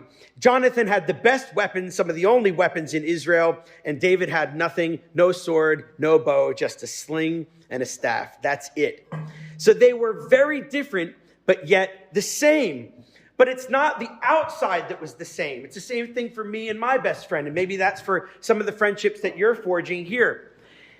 Look at this, the very similar scenario when you outline these two things together. Their view of going up against the battle was very similar. There's a lot of comparisons that you can make, not only in their language, but in the scenario that happened. Fundamentally, it was the Lord's deliverance that made it the same. And the last person's suggestion, the thing that makes all the difference in your friendships is that God consciousness. And fundamentally, that is what drew Jonathan to David and David to Jonathan. Harry Tennant put it this way, and I think this is so beautiful, and you saw it in the video that we looked at when David was going up against Goliath. David's conversation with Saul after the rout of the Philistines was heard, no doubt by several of the royal entourage, courtiers, stewards, military men, attendants, and the like. But one of the hearers discovered that David was speaking the thoughts of his own heart. Jonathan and David were truly kindred spirits, and when the moment came, they conversed eagerly, understandingly, and unreservedly. So when we look at the rest of that section in 1 Samuel 18, in the first 5 verses, verse 3 is very important. Jonathan made a covenant with David, and because he loved him as his own soul. But look at what he does to demonstrate this. Look at what he does to illustrate this kind of love to him. He makes himself vulnerable. We don't have to read that. That was just talking about the age difference between them. But there are these covenants. They make 3 covenants. Here is the first one that gets made in verse 3. They make another one in chapter 20, and they make another one the last time they meet in chapter 23. But something wonderful happens here in the next verse. Verse 4, and Jonathan stripped himself of the robe that was on him and gave it to David and his armor and even his sword, even his bow and his belt. Just think about what Jonathan was doing there. Jonathan is making himself completely vulnerable. He's getting rid of all of his protection, everything that he was guarding, everything that was keeping him safe, and he removes all of it and gives it to David. He completely empties himself for David. And I want you to just think about that, young people. Think about what it takes. What cost are you willing to pay to get close friendships? You know, you don't get close to friends by being insular. You don't build close friendships by hiding. You get close friendships by being open and honest and vulnerable and accessible. And Jonathan does this most beautiful thing. Obviously, one of the things he was doing here was what? Showing David that he believed he was the next king. And very sadly, that was going to be a real challenge. Think about what this ends up looking like a little bit later between Saul and Jonathan. Saul can't stand the fact that Jonathan has done this, and it's openly known that Jonathan has voted in David's direction. And look at what Saul ends up doing. Again, this is that family violence, the violence in the home. In this case, it's verbal. He even goes after Jonathan's mom. He says, "You son of a perverse, rebellious woman, do I not know that you have chosen the son of Jesse to your own shame and to the shame of your mother's nakedness? For as long as the son of Jesse lives on the earth, neither you nor your kingdom shall be established. Therefore send and bring him to me, and he shall die." All Saul was concerned about was Jonathan becoming king. And the most beautiful thing about Jonathan was he didn't have to be king. He didn't want to be king. So long as David was around, he didn't care. But think about how much that would have hurt Jonathan. Listening to your father say something like that about your best friend. These guys became best friends very quickly. And look what it says. He was grieved for David. Why? Because his father had disgraced him. His father had disgraced him. So I'd like to just finish by looking at a few more verses just to look at that relationship with David and Jonathan. And I'm hoping that we can make an example. Guys, you're here at Hebron to find friends like this. This is the place that you guys are going to find friendships that run this deep. So let's look, as we look at David and Jonathan as we close here, let's think about what these verses say about their relationship. And I want you guys to think about finding maybe just one, maybe two. Doesn't have to be 100, right? Someone that has many companions will come to ruin, but there is a friend that sticks closer than a brother. Look at the God consciousness between these two. Highlighting a few things. Look at everything in yellow. Look at the God consciousness between these two. The Lord do so to Jonathan, and more also, if I do not disclose to you and send you away that you may go in safety. May the Lord be with you as he has been with my father. What an amazing statement. And he says, if I am still alive, please show me the steadfast love of the Lord that I might not die, and do not cut off the steadfast love for my house forever. When the Lord cuts off, look at this knowledge. When the Lord cuts off every one of the enemies of David from the face of the earth. And Jonathan made a covenant, not only with David, but with his whole house. He made a covenant with the house of David, saying, may the Lord take vengeance on David's enemies. And Jonathan made David swear by his love for him, for he loved him as his own soul. And as for the matter of which you and I have spoken, the Lord is between me and you forever. These are forever friendships. And when you build friendships on this kind of love, by the love that they have for each other, these are friendships that last forever. I think that's just quite beautiful. They loved each other as their own soul. Second one, they meet again. David rose from up behind his seat and fell on his face to the ground and bowed. Look at the reverence. Look at the respect that he has. Bowed 3 times, and they kissed one another. This is a very Italian thing to do, by the way. It's not going to happen this weekend, but I'm just saying, this is a very Italian expression. It's very Mediterranean. Think about the New Testament. Greet one another with a holy kiss. They were willing to be close enough that they could kiss one another. And they did kiss one another, and they wept together.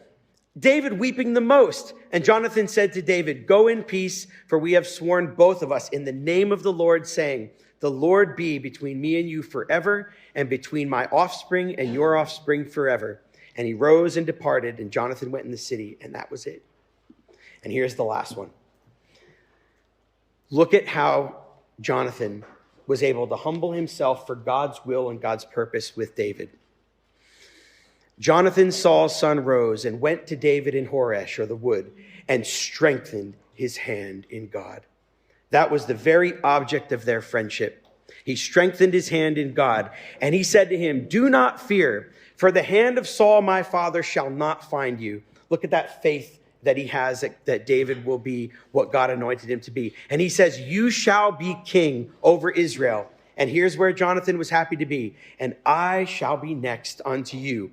And even Saul, my father, knows this." And the two of them made a covenant before the Lord, remained in Horesh, and Jonathan went home. Kind of reminds you of John the Baptist. So, young people, I hope that as we've looked tonight at these two, we can see exactly what Jesus said when this kind of friendship happens. What Jesus has called us friends. And when we have a friendship that's mutual with our Lord Jesus Christ, beautiful fruit comes. And there's so much fruit of obedience and service and love that came out of the relationship between David and Jonathan. And I hope that we can just, as much as possible, look for friends like that.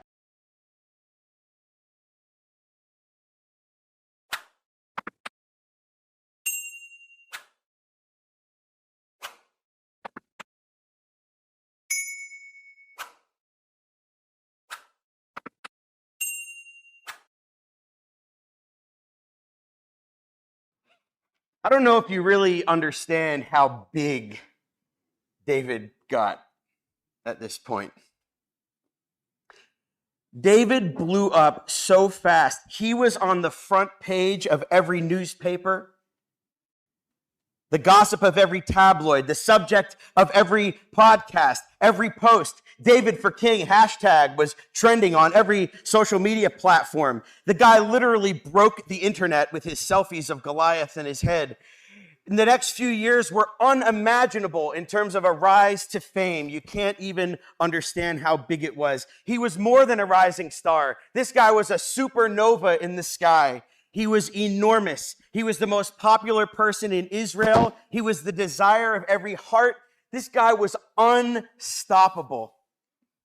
He was the hope of the hearts of Israel that desired a real king, a real leader. They were so over Saul, they were ready to get rid of him anyway. The song that made fun of the king and celebrated David, it was so well known on the radio that it made its way all the way down to Gath. Even people in Gath knew he was the young lady's song in Israel. He was the old guy's toast. Everyone wanted his autograph. He was on the front page of all newspapers. Every social media post contained someone saying something about David. He was an absolute overnight celebrity, blew up. He was an influencer of the day. And yes, I'm sure there were probably a few memes made about him as well. But the problem is, he became bigger than the king. He was more popular than the administration. He was the opening act, outshining the main act. He wasn't supposed to be the headliner, but he stole the show. He was the bridesmaid showing up the bride. He was the senator giving the better speech than the prime minister. He was the engineer outsmarting the CEO. Careful, you. But it was completely genuine. He wasn't trying to do any of that. It's just what he was, because it's what God made him to be. Yes, he was oozing with talent, and it's exactly what God needed for Israel at the time. But it wasn't a good political move. And from that time on, he had a target on his back.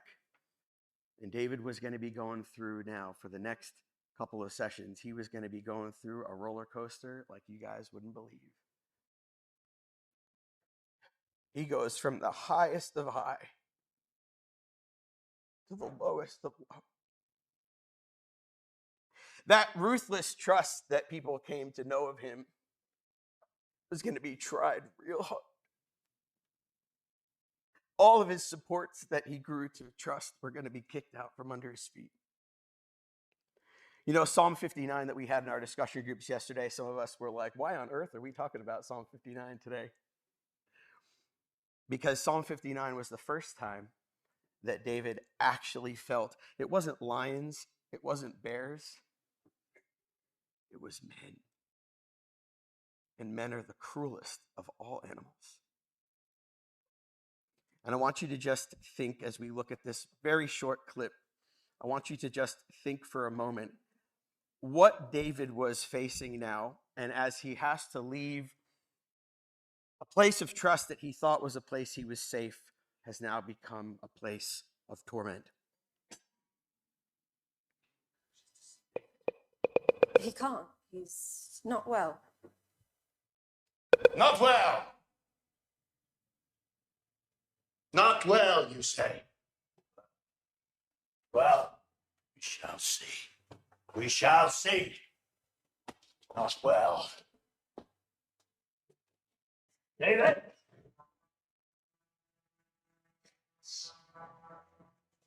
Yes. Yes. You have helped him escape. You would rather be queen than see your own father king. You would betray your own brother. Father, you need to rest so. David! David!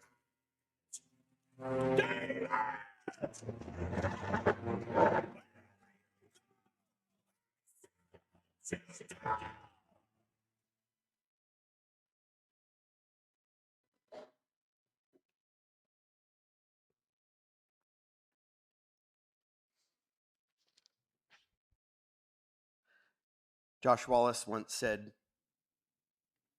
that when we experience trials, we too find that we lose a grip on our sense of stability and purpose. We can spiral mentally into a place of tremendous difficulty, and we can lose our spiritual equilibrium, and it becomes difficult to discern and the way unclear and uncertain. It's a very disorienting experience. Examples of people in Scripture who face these crises of faith of sorts, people who become disoriented, they lost their spiritual equilibrium, and sometimes even their own sense of self. Each one of them faithful people grappling with situations which seemed beyond their ability to cope. And what's going to happen now is that amazing faith that we've seen in David. He's going to be brought to a place so low that he also feels like he cannot cope anymore.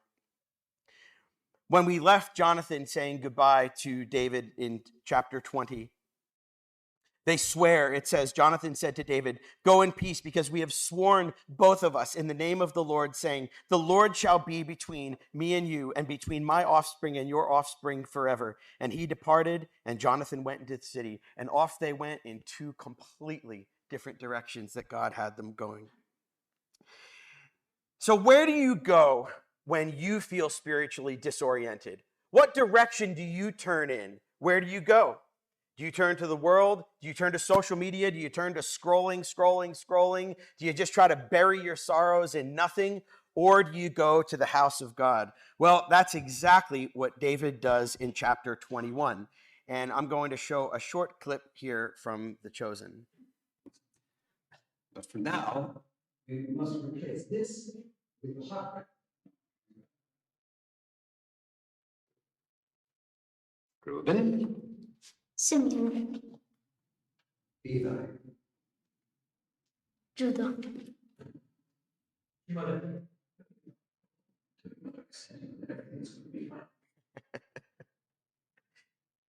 This is like a king is a mission. It's that no one is to do anything. I've taken my men at a certain see. My understanding, you, the king, are not. It's a mission from the king. Please, have it in days. And I know my men have been taken. What do I do with the Bibles? What about that? That was replaced by the Bibles.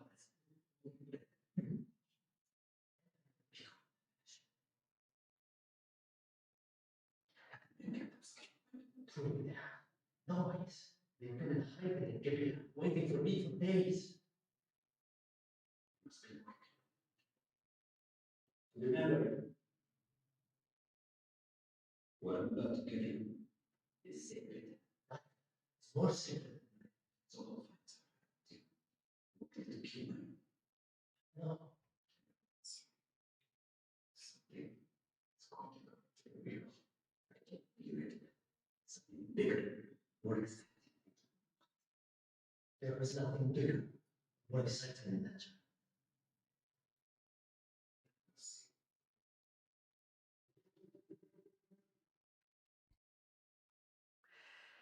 And so David spends his last moment with Ahimelech. And the one thing that doesn't show up in that video, but is quite notable, is that he asks if there are any weapons around.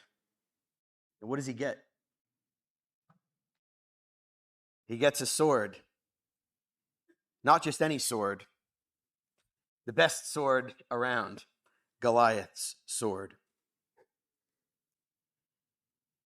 And strangely, this is where I start talking about spiritual disorientation.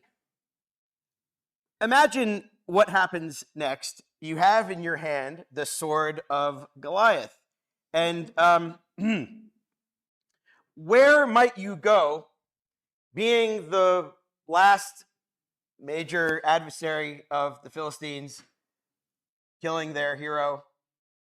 Where would you go if you were not disorientated? Well, you probably wouldn't go where David goes.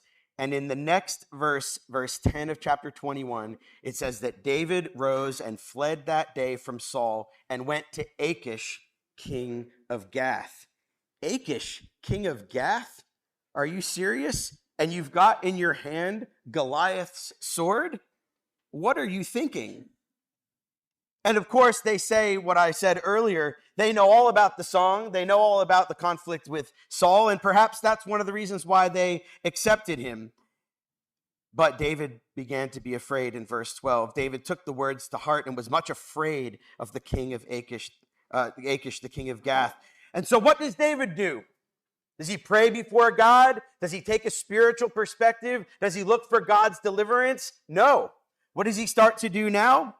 Well, that amazing spiritual perspective that he has begins to manifest in some very strange behavior. In fact, it says in verse 13 that David changed his behavior before them and pretended to be insane in their hands and made marks on the doors and let the spit run down his beard, so much so that Achish said, "Do I have enough mad people in my thing? You're out of here. Shall this fellow come into my house? He behaves like a madman. I'm going to get him out of here." Strange behavior from David. And you know what, young people? We do some really strange things when we get spiritually disoriented. We do some strange things. And sometimes, like David, we might try to take matters into our own hands, come up with our own cunning plan to make things work, come up with our own arrangement of how things ought to be and how am I going to get myself out of this bind. And David is going to do that over the next little bit. We're going to see David make some questionable decisions. He's going to be spiritually disoriented. And if that's you today, I really pray that this message will land on your heart and renew you to make good decisions and to, like David, take his perspective that we're going to see in these Psalms. Now, the Psalms are very important for this period. Literally, this period, almost every couple of verses, a new psalm is composed. Let me just show you what that looks like. Just have a look at the succession of psalms that come out during this time. The one thing that David never put down was his pen and his lyre and harp. because this is how, and look, some of you guys know what I'm talking about. Music is a way to process your feelings, to come clean before God, to be open and honest before him. And David's pen is writing more now than ever has before. And some of the best songs that we have are written in times of adversity, in times of trial. Some of our most moving songs that we have are written in those times. But just have a look. He writes Psalm 59 and the scene in the first video clip. He writes Psalm 56 just then in what we just read. And then he writes Psalm 34 when he's thinking about going crazy.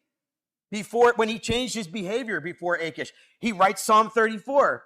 And then we're about to get to Psalm 142 in the next verse. But you see what's happening? David is using music to process his feelings. He's codifying his journey. And aren't we so thankful that he did? We are the beneficiaries of David writing down what he felt. And I am so thankful for that, because when I'm feeling spiritually disoriented, these are the Psalms I'm going to.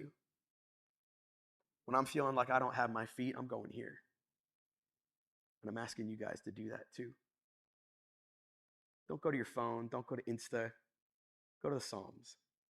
The Psalms will carry you through like nothing else can. I like to quote from actually someone who's a friend of mine now. He's the leader of Sons of Korah. He lives in Geelong. His name is Matt Jacoby. And in addition to writing some amazing psalms put to music, some of you might know and enjoy, he also is an amazing writer, and he wrote a whole book about the Psalms and about the deeper places that Psalms bring you to, and I'd like to quote from that now.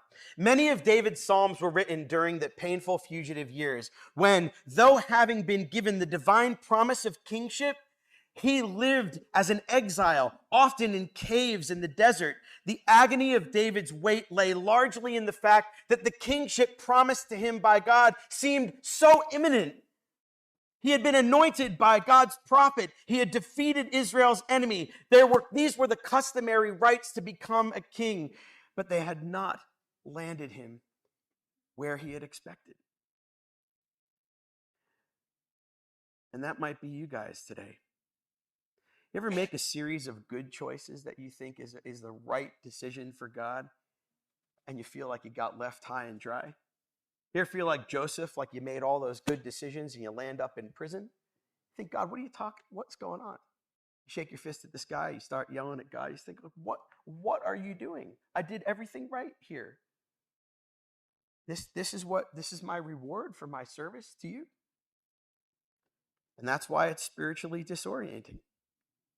It's very difficult to make sense of that in life.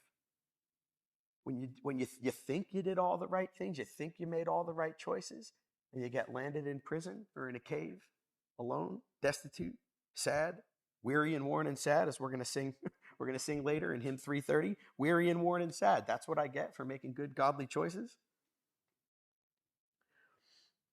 And so these Psalms are very helpful for us.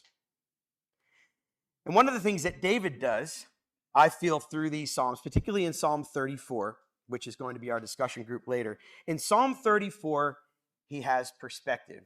Because guess what, guys? Praise brings perspective. You ever wonder why in Isaiah chapter 61, you ever wonder why it says of Christ, the Spirit of the Lord is upon me to bring the good news to everyone. And one of the things that Christ says he's going to give is the garment of praise for the spirit of heaviness. The garment of praise for the spirit of heaviness. Why? Because praise gives perspective. Praise reorients our mind when it's disoriented. Because you can't let praise flow without having a perspective of God. Not genuine praise, at least. You guys know what I'm talking about. Praise is good. And so David is writing these Psalms, and you see him a lot of times through these Psalms wrestling. And Psalm 34 is one of those things. In Psalm 34, verse 21 to 22, he says, the Lord redeems the life of his servants. None of those who take refuge in him will be condemned. Meantime, this is the guy that's taking refuge in Gath. But you see what he's doing? He's writing the truth. Even if he's not making the right decisions, he's writing the feelings of what he should be. Because sometimes, young people, you need to step through the motions, even if you don't feel them, And in stepping through the motions, those feelings will enter into your heart, and all of a sudden your perspective changes. Sometimes, guys, you just have to do the right thing and say the right thing and just press through, and God will awaken those feelings in you of genuine expression. You need to pray like we sing in our hymn, "Lead me, Lord, lead me in your righteousness. Make your way plain before my face. Because thou, Lord only, can make me dwell in safety." So let's pick up the record one more time. Let's go to 1 Samuel 22. And amazingly, pretty much the whole rest of this class is going to get through like a few verses. So talking about going slow, we're just going to take it nice and slow. So 1 Samuel now 22. And we're just going to look at the very first verse. And we're only going to look at the first half of the first verse. Now, no cheaters. Do not read the second half of the first verse. Deal? All right. I'm just checking. You guys are upright and honest young people. No reading on.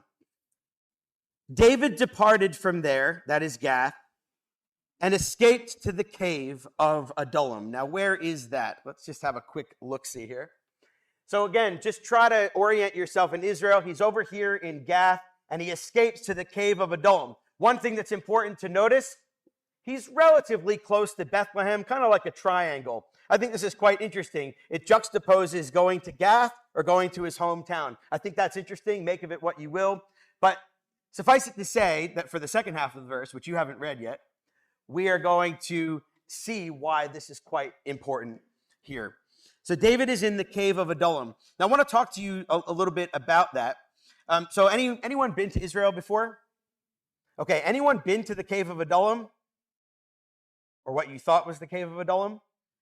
I got a call from David Hackett. He was up here building the cave, and David Hackett gave me a call. And he goes, "Hey, James, I was just thinking, remember that time we built the tabernacle up at Hebron?" Yeah. He goes, "Well, I'm building the cave of Adullam right now." So that's great, David. I love that. He goes, "Well, I was thinking."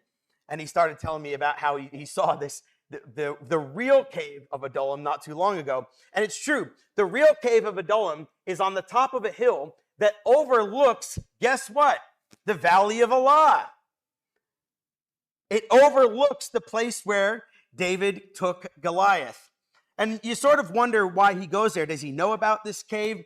It's a relatively small entrance to the top of the cave. It's covered with a bit of a grate there, but it's huge inside. It's enormous. It's actually quite a good place to go if you wanted to hide yourself and you didn't want to be found. So I want to think about this cave just for a moment before we think about what happens in that cave. And I just want to, again, thank the committee so much for building this place. I want you to just think about it. I love I feel like you guys raided the Halloween store. Is that what actually happened? It's like a very American thing to do. But yes, I feel like we went to the Halloween store. But a lot of what they have out there in the entrance here is actually quite true. I want you to think about what it was like to be in a cave in the wilderness. And I'm going to describe some things. I did a little bit of homework here to see what they would find there. And it turns out that in these caves, all kinds of Israeli creatures live. You have the Syrian wild ass, snakes, bats, spiders. I hate spiders. Asiatic lion, white oryx, the cheetah, the Syriatic brown bear, the desert lynx, all of these kind of creatures in this cave.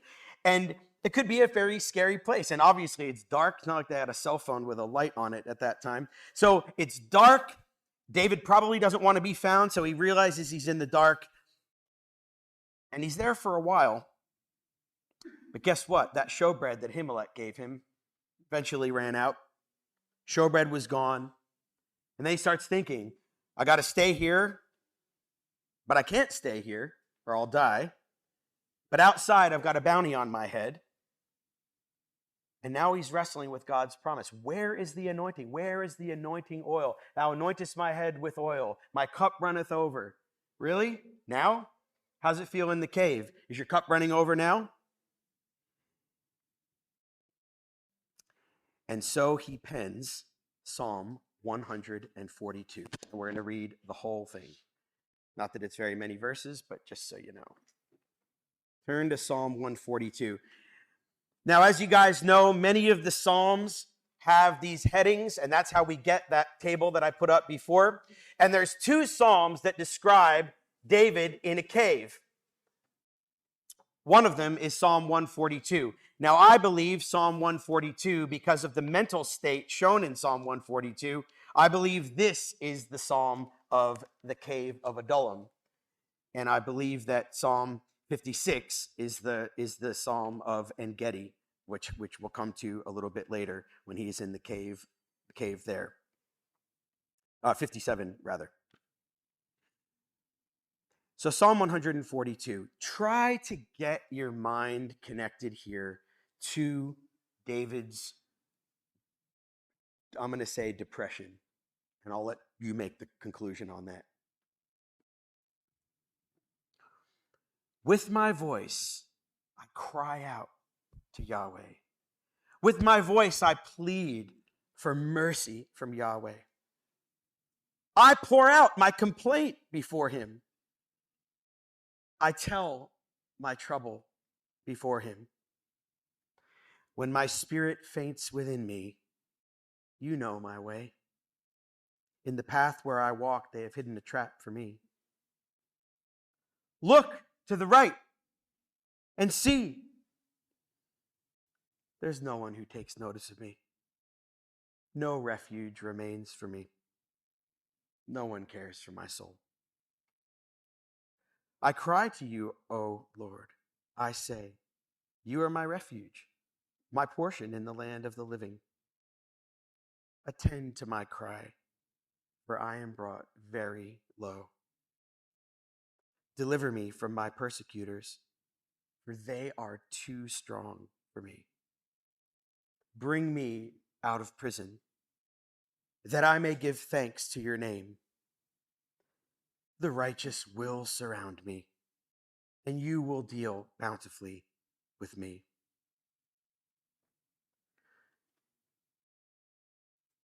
Mental health is a real challenge for our generation. I know all about it in my family. I have multiple people in my family who have depression, and they wrestle with Black Dog every day. And when people with depression feel low, they feel alone.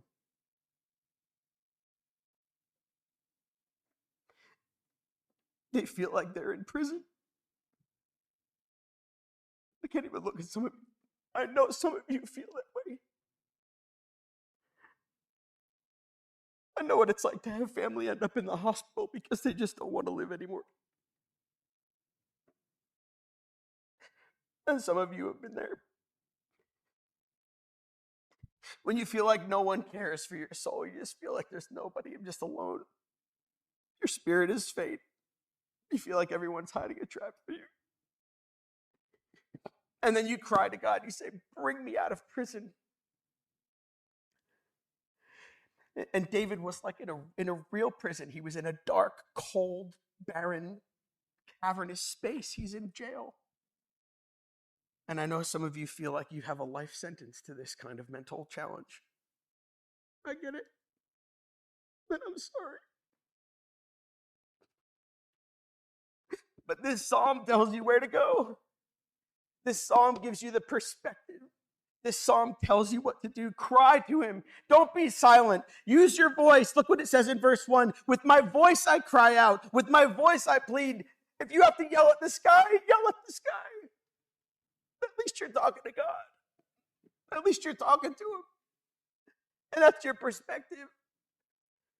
Don't hold it in. Don't not talk. Don't keep it inside. Let it out. Prayer is the greatest gift for depression.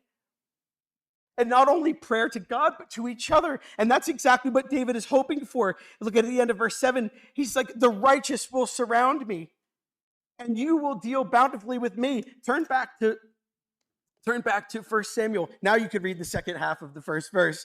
Because look what God does. His perspective in Psalm 142, it actually fulfills. It actually happens. He's in this cave, and who comes to him? And when his brothers, and look who shows up. His brothers and all his father's house heard it, they went down to him. His family showed up. These are the people that only a couple chapters ago were berating him. They were thinking ill of him. They didn't understand him. They were rebuking him. And these are the people that now see Saul for what he is, and they show up. And the one group of people that we need when we're down low, when we're in a cave, when we're in prison is your family. Guys, you got to show up for each other. We are the whole family in heaven and earth. We are the brothers and sisters. That's what we are. You remember in Mark chapter 10 when Peter says, Lord, we've left everything to follow you. You remember when he said that? He said, Lord, we gave up everything to follow you. And some of the gospel records go on to say that no one has left houses, mothers, sisters, brothers for my sake that will not receive 100-fold. Mark's version of that gospel, in Mark chapter 10, it says, no one has left father, mother, sister, brother, houses or lands for my sake that will not receive 100-fold now in this time. Brothers, sisters, mothers, houses or lands with persecution, and in the life to come, eternal life. This is it. This is the 100-fold. This is the 400-fold. And we need to show up. When we're in the cave and we're down low, the people that need to show up are the 400-fold. We need to be there for one another. And it's so amazing to know that David's family showed up. So as I said before, it's not very far from Bethlehem. They hear it. David's got kind of voices, people going around the land that are Davidites, I'll call them. And they report. And guess what? They show up. And we need to be able to show up for one another. The whole family in heaven and earth needs to show up. So when we think for a moment about this prayer moment of David, he's praying here. He's praying Psalm 142. And here's the answer to his prayer. Remember, guys, we were talking about that last night. Some of us were talking about this last night. We were up here, this exact group of people in those exact chairs, except for I was sitting on the edge there. They wouldn't let me have a chair. Anyway, but we talked about that, and then we prayed about it together. That's what it's all about. Getting together, praying together, standing there for one another. We are the family in heaven and earth. When you guys are low, I'm going to be there. When I'm low, are you guys going to be there for me? Are you? Yes. Good. I need it. And prayer will do that. Spurgeon once put it this way: pour out your thoughts, and you will see what they are. Show your trouble, and the extent of it will be known to you. Let all be done before the Lord, for in comparison with his great majesty of love, the trouble will seem as nothing. Why is that? Perspective. Prayer, in addition to praise, gives perspective. And sometimes it's not God who needs to hear it, it's you. So in these prayers, in these Psalms, David is figuring it out by praying. He's figuring it out by writing and praying. And in doing so, God is drawing out from him what he knows to be true. And God held every one of those tears in his bottle, and he holds your tears and mine, which I shall wipe now. Psalm 56 is another psalm right about this time, right? You remember Psalm 56? It's another psalm. We don't have time to do it this morning. But I do want to quote one thing from Psalm 56. Verses 8 and 9 says, you have kept count of my tossings. You counted them. Every sleepless night, every tear that you've shed, he knows. He counts them. Like the hairs of your head are numbered, so are your tossings. And all your tears, he keeps in a bottle. Are they not in your book? Put my tears in your bottle. Are they not in your book? And then my enemies will turn back in the day when I call, because this I know, God is for me. Do you believe that? Harry Tennant put it this way: there are several psalms which speak of David's troubled wilderness experiences, and these psalms reveal a deep sensitivity of spirit and a trust in the everywhereness of God. Now, I think Harry Tennant made up that word. I don't think everywhereness is an actual word, but you get it. You know what he means. So Psalm 142, just think about it. He was alone in this cave. Nobody is there. He's in this huge cave, and then all these people show up. Now, interestingly enough, some more people show up. And that is where things start to get really complicated for David. 1 Samuel 22, and now we can read verse 2.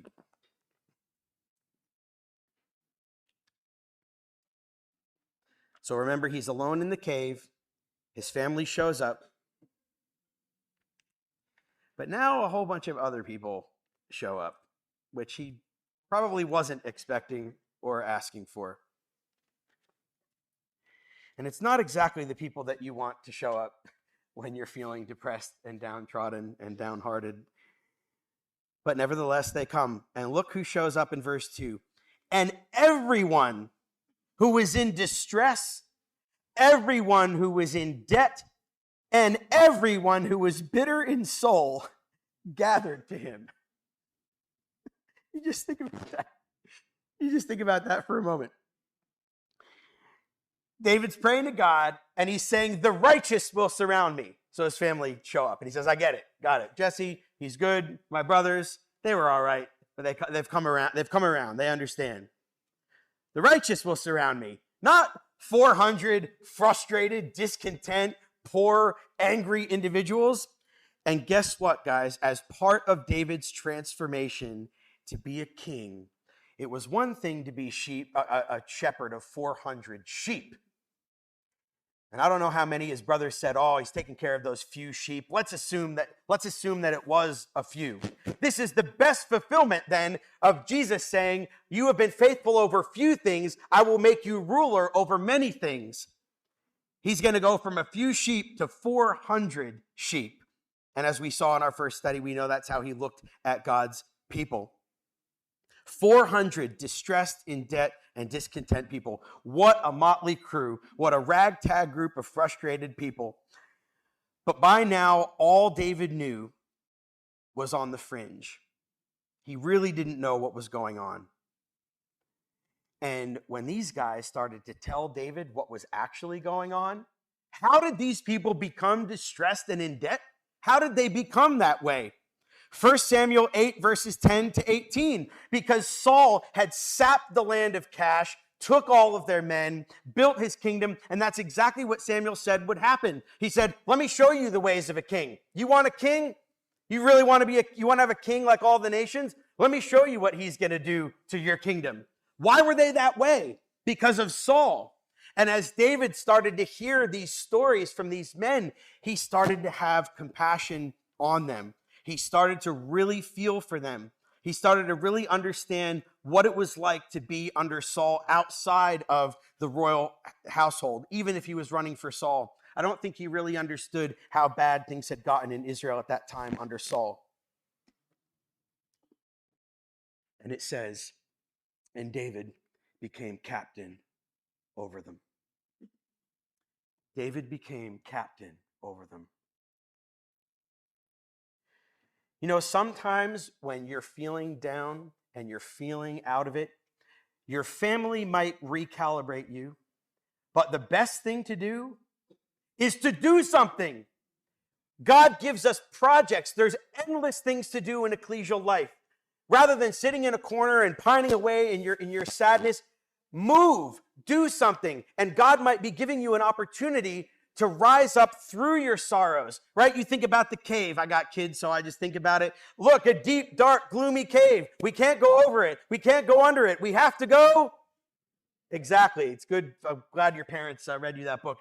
You got to go through it, and you have to do something. You can't just try to live under it, and you can't just pretend you're above it. You need to go through it. Yea, through the valley of the shadow of death. Through the valley of the shadow of death, I will fear no evil. And David is in this right now, and he's going to go through it by becoming a captain over these men. God says, I know a solution to your problem. I'm going to bring you 400 people that are in much worse shape than you, and I'm going to bring them to your doorstep, and you're going to minister to them, and you're going to become king of the cave. Harry Tennant put it this way: this was such an act of love one to which David responded with that largeness of heart which endeared him to all those who are around him. It is remarkable that David's absence from public life and responsibility did not diminish his compassion for the people and his desire to render to help to anyone that he was able. Sometimes helping someone else is the best way to help yourself. So here's sort of another picture of one of the cavernous spaces there. And just think for a moment, just think about the safekeeping. And you guys can go through it yourself. Read Psalm 34, read Psalm 56, read Psalm 57, 68. You guys are going to do it in your discussion groups. And obviously we've read Psalm 142. David becomes the captain over them. And his captain, him becoming a captain, is the first time that we've seen him really officially take a kingly move, right? So all of this up till now is preparing David to become king. And this is really his first kingly act. Now, what I find beautiful about this moment, I think that's wonderful, is that I believe David starts giving exhortations in this cave. I think he takes out his lyre and he starts thinking about songs. And he starts singing to them. Now, we're going to do that tonight in this cave. And that's why we did it this way. I want you to really think about how many people are in this room right now? Close enough. About 400, right? Yes, about 400. Close. I think it's like 350, right? It's like about this many people. And the cave of Adullam is probably not too much different than where we are now. And so David is doing what I'm doing to you guys right now. He sees a bunch of people that are struggling, all the downhearted, distressed, all of you guys. No, I'm just kidding. But he says, I got to do something now. I'm carrying my own burdens, but the way that I'm going to unburden all my cares is by looking after you. And he becomes captain over them, and he takes that responsibility. I don't know if God commanded him to do that. I don't know. But what I do know is that he is writing all of these songs. And what I'd like to do now is just highlight a couple of things out of Psalm 34. Because Psalm 34, it was already written at this time. And I believe Psalm 34 now, this would be a fantastic time for David to be using this psalm. And I think he does.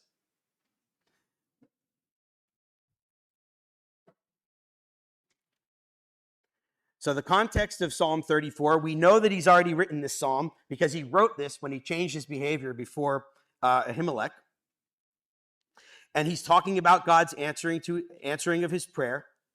He believes that God is there, and look what happens. And somebody who was preparing this morning at breakfast, we were talking about this, so bring this into your discussion groups. But look what he says in verse 10. The young lions suffer and want hunger, but those who seek the Lord lack no good thing. And watch how he launches into an exhortation in the cave. And I think that he's singing this, so it's a beautiful, psalms, hymns, and spiritual songs. We're encouraging one another. That's what you do with music. And in verse 11, it says, come. Just imagine David in the cave looking at the 400 people, and he says, come, O children, listen to me, and I will teach you the fear of the Lord. What man is there who desires life and loves many days that he may see good? And he starts exhorting them. Keep your tongue from evil. These are the people that are the downcast and downtrodden of the country. Keep your tongue from speaking evil and your lips from speaking deceit. Turn away from evil and do good. Seek peace and pursue it. The eyes of the Lord are toward the righteous, and his ears are toward their cry. The face of the Lord is against those who do evil, to cut off the memory of them from the earth. And you see what he's doing? He's taking his actual circumstance, he's flipping it over, and he's saying, hey, you guys are going to be with me? I'm running from Saul right now, but let me tell you something about that. God's got this. God will be the avenger of blood. God will be the one who rescues me. I don't know when it's going to happen. It's in God's time, but God is the one that's going to show up. And he's exhorting these people in the cave.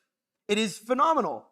He's giving them a talk. And I believe, just try to imagine, you guys really think I have an agenda here. I promise you I don't. It's just what happened. He's got a lyre, and he's singing. Just imagine the reverberance of the room. Imagine David playing his guitar, and he's plucking these beautiful strings, and it's just reverberating in the cave. And then you heard the singing this morning. It was just so beautiful to sing that song with you guys. It was just a beautiful act of worship. And you think about that rich harmony, but in a cave. Think about what that would have sounded like when all of their voices start joining in David's voice, and they're singing together, and they're being built up by singing. They're singing to one another psalms and hymns and spiritual songs. They're teaching and admonishing one another. That's what Ephesians and Colossians says music does. And they're actually doing it. It's awesome. You just think about it. So David, guys, we talked about it yesterday. He's using all of his talents in the cave. All of them, young people. He's using his ability to speak. He's using his musicality. He's using his ability to identify with them as tough guys. He's identifying that, and he's meeting the people where they are. And that's what you all need to do. You need to meet people where they are and use your talents to glorify God. And I think he's doing these psalms like this. He's sharing these psalms because he wants them to show. He wants to transform them. And we're going to see tomorrow that it's exactly what he's going to do over the next many outlaw years. He wants to transform them. Come, children, I'm going to teach you. He wants to teach them and uplift them. He doesn't want them to stay in a downtrodden, in debt place, although then we're going to have money for a little bit of time. But these people are the people that are going to become David's rulers in his kingdom when he becomes king. See, David is being prepared as a king, and he's also preparing his entourage. They all come from nothing. They all came from the dirt. They all had nothing. And God is going to use this period of trial not only to transform David into a king, but to create all the administration of his kingdom. That is awesome. So let's think about what happens in the rest of this chapter before David goes on the run again.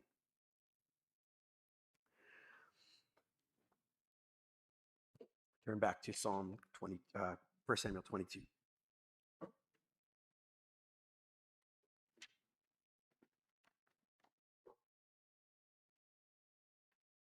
So really just to get an understanding of how we land for tomorrow morning.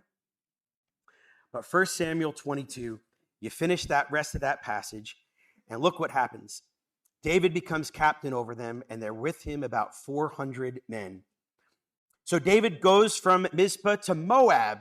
He looks after his parents. He actually drops off his parents into Moab. Anybody know why that might have been?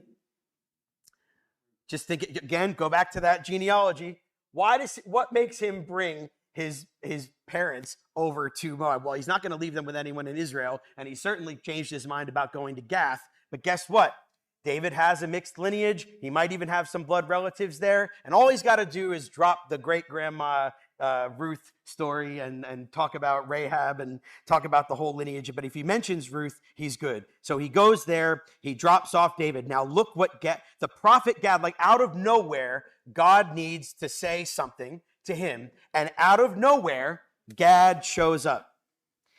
And Gad says, David, do not remain in the stronghold. Depart and go into the land of Judah. So David departed and went into the forest of Hereth. And unfortunately, Saul is tracing every one of his steps. And he traces him back, unfortunately, to the tabernacle at Nob. And he murders them all. And then David hears about it.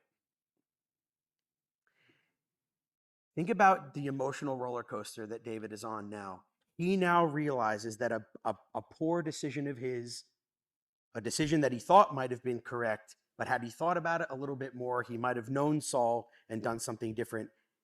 Unfortunately, Saul sends his men and they kill all of the priests, not even just the priests. Man, woman, child, infant, ox, donkey, he put to the sword. And David's perspective, look at verse 22 or verse 20. But one of the sons of Ahimelech, the son of Ahitub, named Abiathar, escaped and fled after David. And Abiathar told David that Saul had killed the priests of the Lord. And think about David's heart now.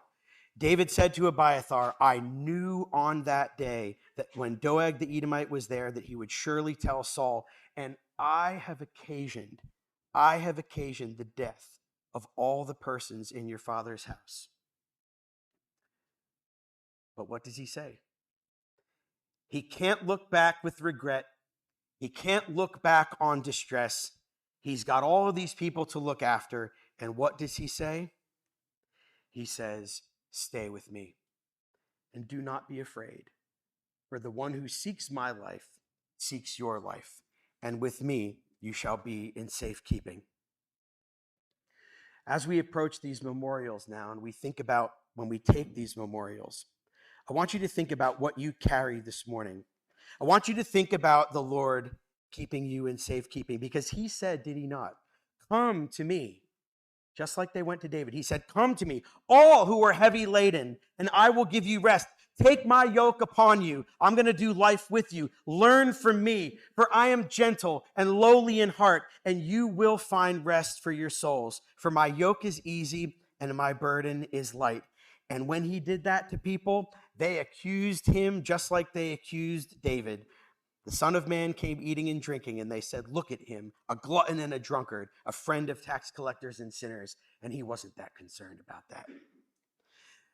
2,000 years ago, young people, there was another king in waiting, anointed by God, running from the false rulers, with a ragtag group of distressed, in debt, and discontented Jews, looking for a leader and following him into places where he had nowhere to lay his head. And he too ended up alone, caught up by the enemy in a lone, dark cave. But guess what? His family showed up in that lonesome, dark cave, in the cold hills of Judah, in a cave. And this time it was sealed by a stone. His family show up and strengthen him. They strengthened the Lord's hand in God, raised him up, and the angels were standing by him. And God lifted him up, and he became captain over those confused disciples who ran to him. And the Lord Jesus became captain over them. Hebrews says that he made the captain of our salvation perfect through suffering. And as we remember Christ now, we remember the price that God paid and that Christ paid to make our captain of our salvation perfect through suffering, just like David. And my prayer is that we will take up, as we feel, that we will take up the words of hymn 327. Come unto me, ye wanderers, and I will give you light. O loving voice of Jesus, which comes to cheer the night. Our hearts are sometimes weary. Our hearts are filled with sadness, and we had lost our way. But morning brings the gladness and songs the break of day. Come unto me, ye fainting, and I will give you life. O cheering voice of Jesus, which comes to aid our strife. The foe is strong and eager. The fight is fierce and long. But thou hast made us mighty and stronger than the strong. And whosoever cometh, I will not cast him out. O welcome voice of Jesus, which drives away our doubt, which calls us, very sinners, unworthy though we be, of love so free and boundless, to come, dear Lord, to thee. Young people, if we are with him, even in our life's wilderness, we will also be in safekeeping.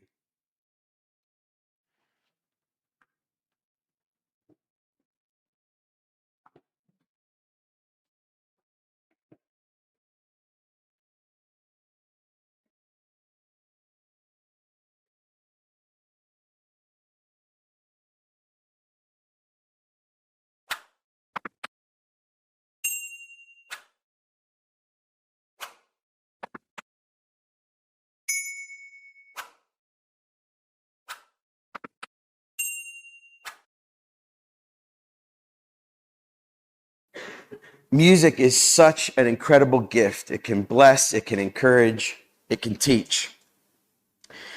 And this world is screaming at you, trying to distract you, trying to keep you guys from being able to hear the melodies of the truth. And one of David's main roles in bringing music into the community was to try to give them something that was lasting. In fact, when David's last words are recorded, it says, "Now these are the last words of David, the oracle of David, the son of Jesse, the oracle of the man who was raised on high, the anointed of the God of Jacob." And one of his legacy titles is the sweet psalmist of Israel. "The Spirit of the Lord speaks by me, and his word is on my tongue." Young people, there is no greater pleasure that I know in my life, no greater pleasure this side of the kingdom. David said when Saul's daughter, Michal, witnessed his celebration, his leaping, his dancing before the Lord as he went up, taking his throne in the first, his really bringing the ark into Jerusalem. David leaping and dancing. It says that she looked out and despised him in her heart, and she says some of the most hurtful things I could think of. "Oh, how the king of Israel honored himself today, uncovering himself today before the eyes of the servants, female servants, as one of the vulgar fellows shamelessly uncovers himself." She called his worship vulgar? How dare? How dare? And how dare some people in our community have any word to say against you young people for your celebration and your joy? When you're all in, you're more like David than any other time in your life. Don't stop. But what you need to do is do what David did. You need to return and bless your household. You all have ecclesias that need that enthusiasm, that need that genuine expression of love. They need it. Young people, you have the fervor, the enthusiasm that your ecclesias need. And there's going to be some people that maybe are not really sure about it. They can't really understand it. Press through. Young people, return to bless your household, because what God needs more than anything in these last days is people who are all in. And right now, you guys are all in. Stay that way. Don't let the world pump its noise into you. Stay focused and continue to worship before him. And remember, it's heart and mind. Don't forget, when David came in dancing before the Lord, he was wearing the linen ephod. And you know what else he was doing? Offering sacrifices. You better believe that his mind was fully connected to his heart. We're not talking about letting your heart run away by feelings, and no, not at all. Exactly the opposite of that. David showed that when your mind is fully connected to this word and your heart is vertically connected with God and horizontally connected with each other, that's when the best and true worship happens. It's a matter of mind and heart. The Apostle Paul said, "I will sing with the Spirit and with the understanding also." So do not let anyone steal either of those things from you. Don't let anyone in this community try to let you guys run away and say, "Oh, we don't need this Bible stuff. We don't need to be doing any study. We just need to do more music." That's not right either. The music flows from an understanding. Our authentic celebration and praise flows from a genuine connection to God, being spurned on by his word. It's the most beautiful thing. That's why last night was so beautiful. We're singing the truths of the gospel and the reverberating inside of our hearts. And I'm also so grateful that we have so many in our community that are also the sweet psalmists of our community. Please, young people, like David, bring your sacrifices, bring your offerings, and let it be done with all those who are from a willing heart. Now, last night was a gift to me, and I'm sure it was a gift to all of you. And what I would like to do now is something that I feel like David did to his people. And I want to give you myself. I'd like to offer to any of you that needs to talk, anyone that wants to talk about these things, anyone that needs a genuine connection, I tried to do selfies with every one of you yesterday. I didn't quite get everyone, but as you can see on the screen, I had a good go at it. What I want you guys to do is feel free to grab your phones, hook up with me on Instagram, hook up with me on Facebook. Here's my WhatsApp scan. There's my phone number. Guys, I'm all in too. I'm all in too. And just don't all contact me at once. Just stagger it a little bit. But please, if anyone wants to stay in touch and be in touch, I'm doing this now because I don't want to take away from our closer. So this is kind of like a reflection before we get into our last study. I said to Cam, this isn't the longest study. So I have a little bit of time here. But I just want to really give myself to you as I feel David did for his men. And honestly, guys, I've been trying my best to be David unto you guys this weekend. Thank you for being his mighty men to me. And women. Now, I'd also like to give you a gift. Thank you guys for pouring forth your praise in Psalm 89, and I would like to give that to you now. So if you have a scan of this QR code or take down that tiny URL, I'm giving you guys an early wiki sneak of the first demo of Psalm 89 that we have working on this new album. And I hope that you guys can recapture some of that singing last night, put it in your cars, crank it up to 11 if you have an 11, and just let the reverberance of that praise go forth. And I just hope that this is something. I remember when we left, how many people left Adelaide Youth Conference cranking Armor of Light? Like everybody. It was just to leave a conference with a new song that reminds you of a moment is helpful. So I just want to give this to you. And I hope that this is something that will bless you, and hope that you'll forgive it. It's demo still, but it's good enough for remembering last night.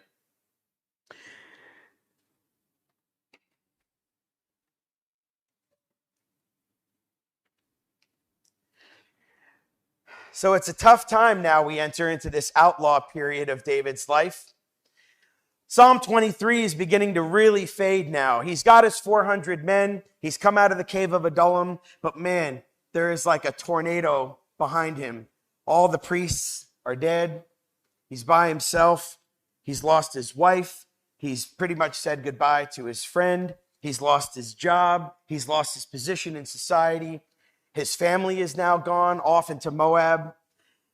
And Psalm 23 begins to fade. Where is the anointing?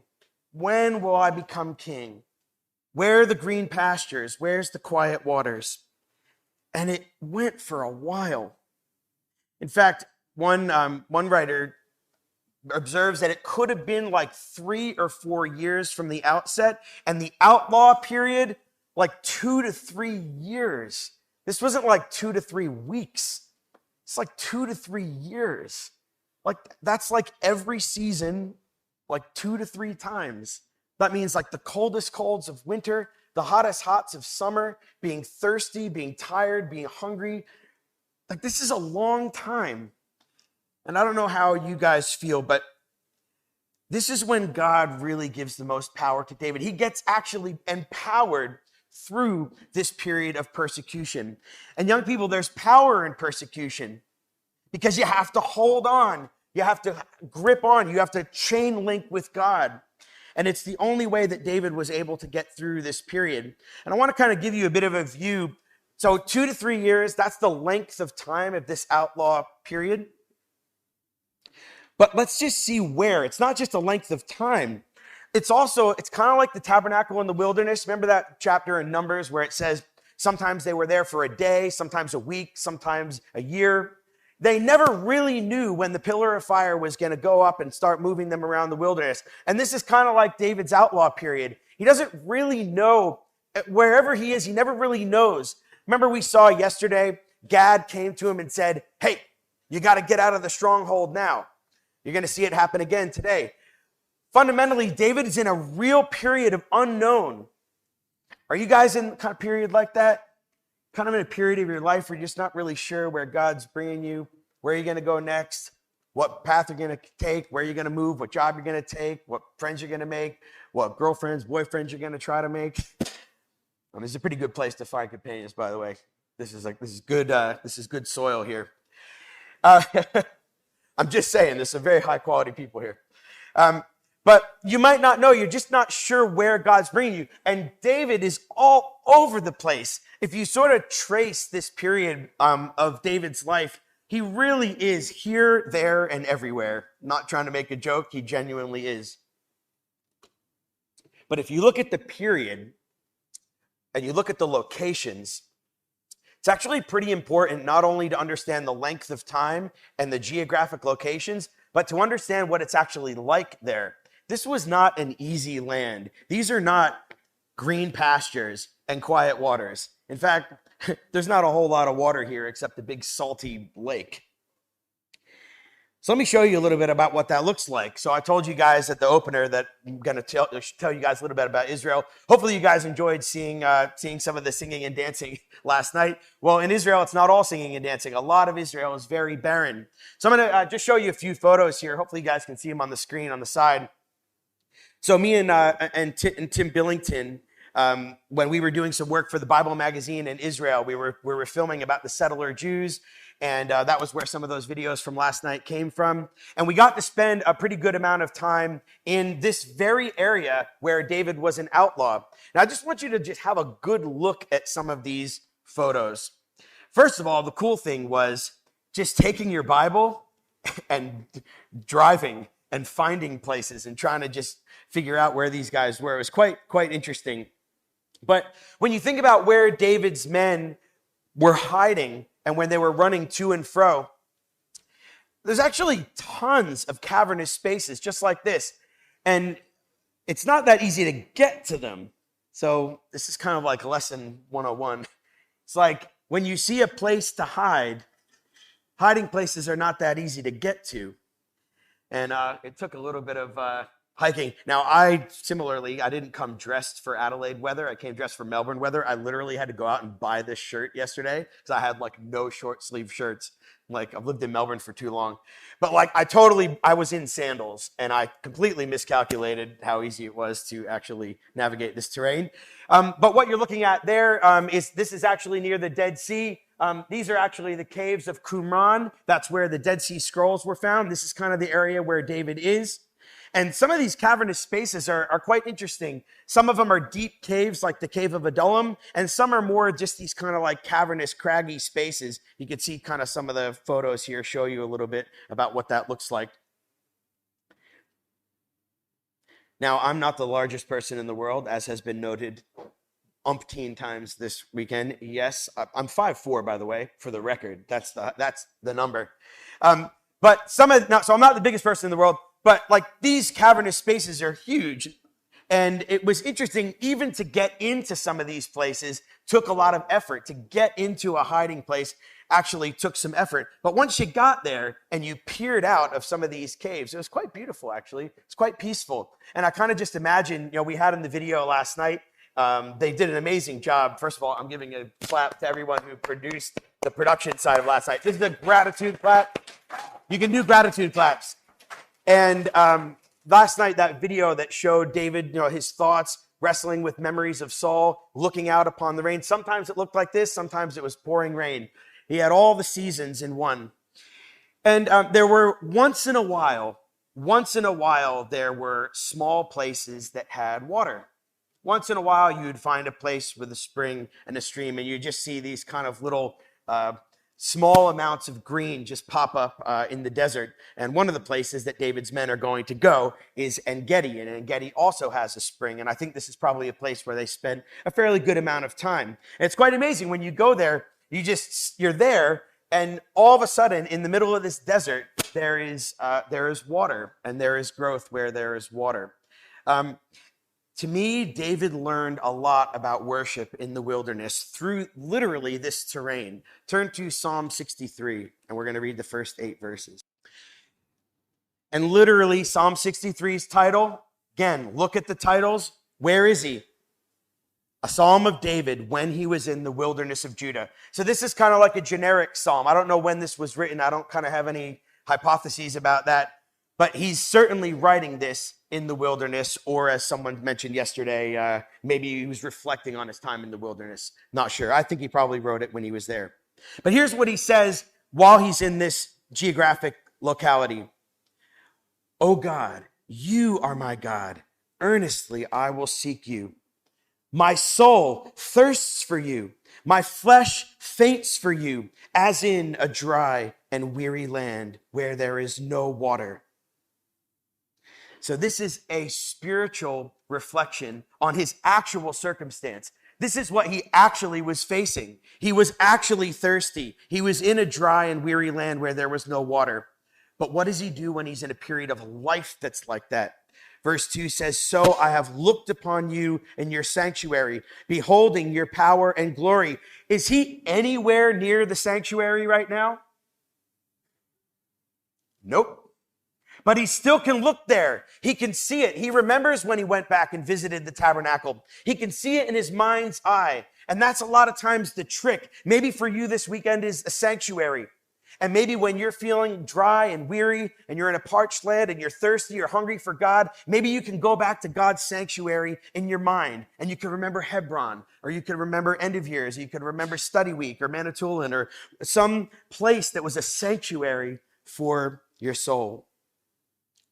And in that sanctuary, in his mind that he's looking upon, not literally, quite clearly, but he beholds God's power and glory. And so he says, behold, your steadfast love is better than life. My lips shall praise you. I will bless you as long as I live. And in your name, I will lift up my hands. My soul will be satisfied as with fat and rich food. My mouth will praise you with joyful lips when I remember you upon my bed. And here's just thinking about that picture from last night.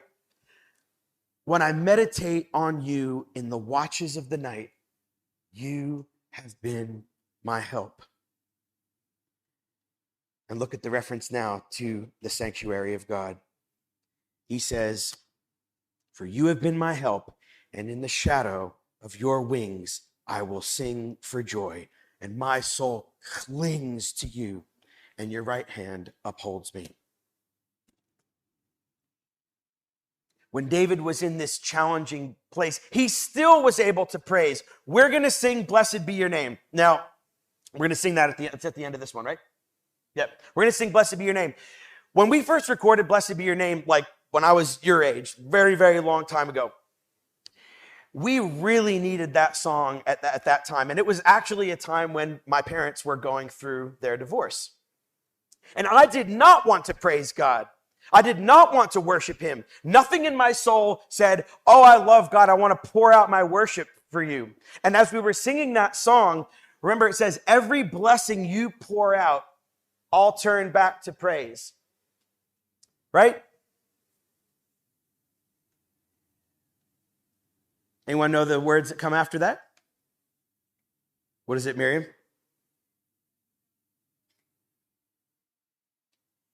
And when the darkness closes in, still I will say, blessed be your name.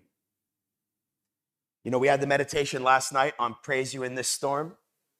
This is a storm period for David. How about you? You see, God hasn't changed his perspective. He's still holy. He still has power and glory. Even though David's in the wilderness, he's still as worthy as he was when he was singing and dancing, going into take his throne. He was as worthy then. And so the real art of worship that triumphs over trial is choosing to worship. My heart will choose to say, blessed be your name. So when we sing that later on, when we sing it, just lean into that song. Let it come from your heart. Don't sing it from your mind. Sing it from your heart through what you understand in your mind. And when you do that, you will be entering into David's worship in the wilderness.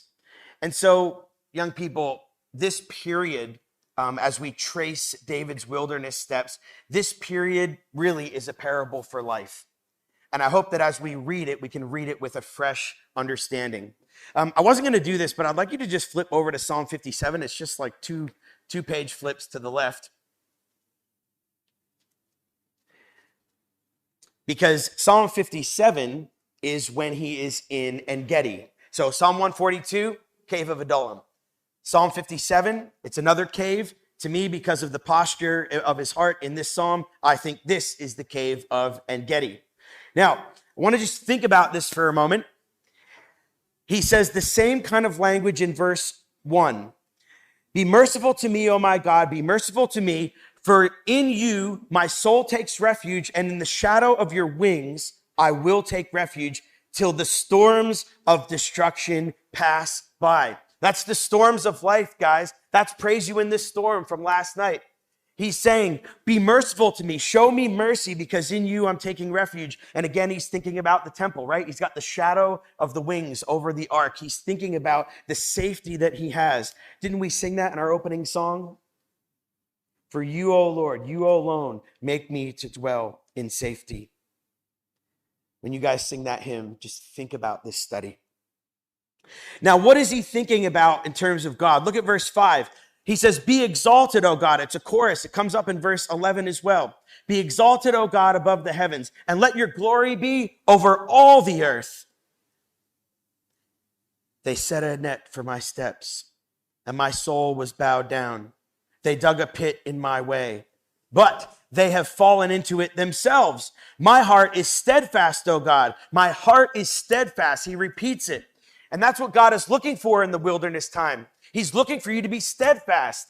When the Bible repeats something twice, when someone repeats a chorus, we're going to repeat the chorus. I think, Liv, we're going to do Blessed Be Your Name chorus twice. But someone repeats it, it's for emphasis, obviously. My heart is steadfast, oh God. My heart is steadfast. He's almost like self-encouraging. He's speaking to his own self. He's communing with his own heart on his bed, as he said in the psalm that we read yesterday. Right? You just think about that. He's thinking about God. And what does he want to do with it? It says, I will sing. I will sing. I will make melody. Awake, my glory. Awake, O harp and lyre. I will awaken the dawn. He's not even waiting for the sun to come up. He's grabbing his guitar. He's going out in one of these caves and he's starting to pour forth his praise. He can't help it. He's awakening the dawn. He's saying good morning to the sun with his praise, with his instrument. What about you guys? First of all, it's hard to wake up early. I understand that. It doesn't get any easier. Especially, the problem is your children, no matter what time they go to sleep, they still get up at 6:30. You think, oh, I'll just push them out an hour and then we'll get a sleep in. No, they still are up. And then they're cranky and up at 6:30. So anyway, just a note for those who are thinking about children. Yeah, a few years away for some of you, but I'm just saying, just remember I told you. You're going to go back. Remember that time James told me, don't keep them up past 8. All right. Anyway, hot tip. There's someone who's having a baby here soon. Anyway, FYI, I'm just saying. Okay, so love this. Love this. That David he's processing this period of life by praising, by worshiping, by writing music. And honestly, guys, I really hope that you guys will take these songs on your lips. And I do hope that some of you guys will awaken the lyre and the harp in your youth groups, in your ecclesias, and hopefully back here at Hebron. It's a real great opportunity. So in verse 9, I will give thanks to you, O Lord, among the peoples, and I will sing praises to you among the nations. His view is, I'm going beyond this wilderness. I'm going to get out of here. I'm going to sing my praise to you among the nations. He knows he's going to be king. He knows he's going to become the sweet psalmist of Israel. And he knows that his praises are going to go forth to all the nations. And that's his commitment. So I hope that is helpful. And as we think about prayer, just thinking about all of these psalms are really just prayers.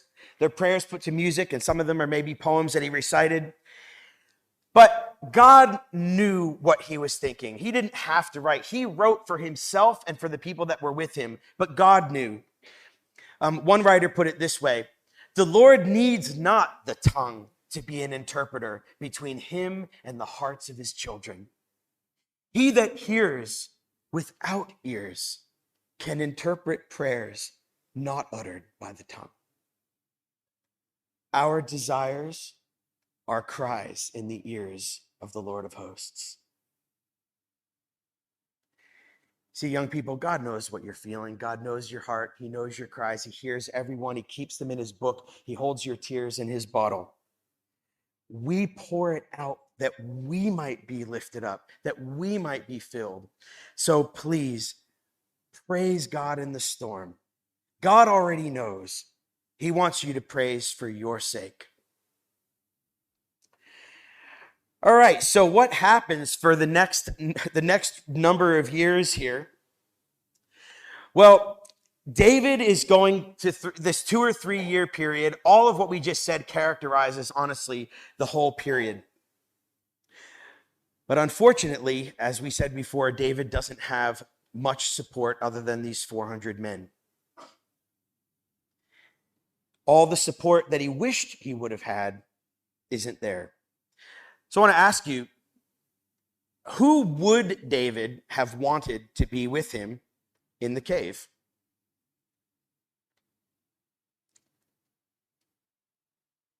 Who might he have wished? Who might he have wished was there? Any ideas? Jonathan, there's one. Boy, would it have been nice for David to have Jonathan show up. There was no one who loved David more. There was no one whose soul was knit tighter.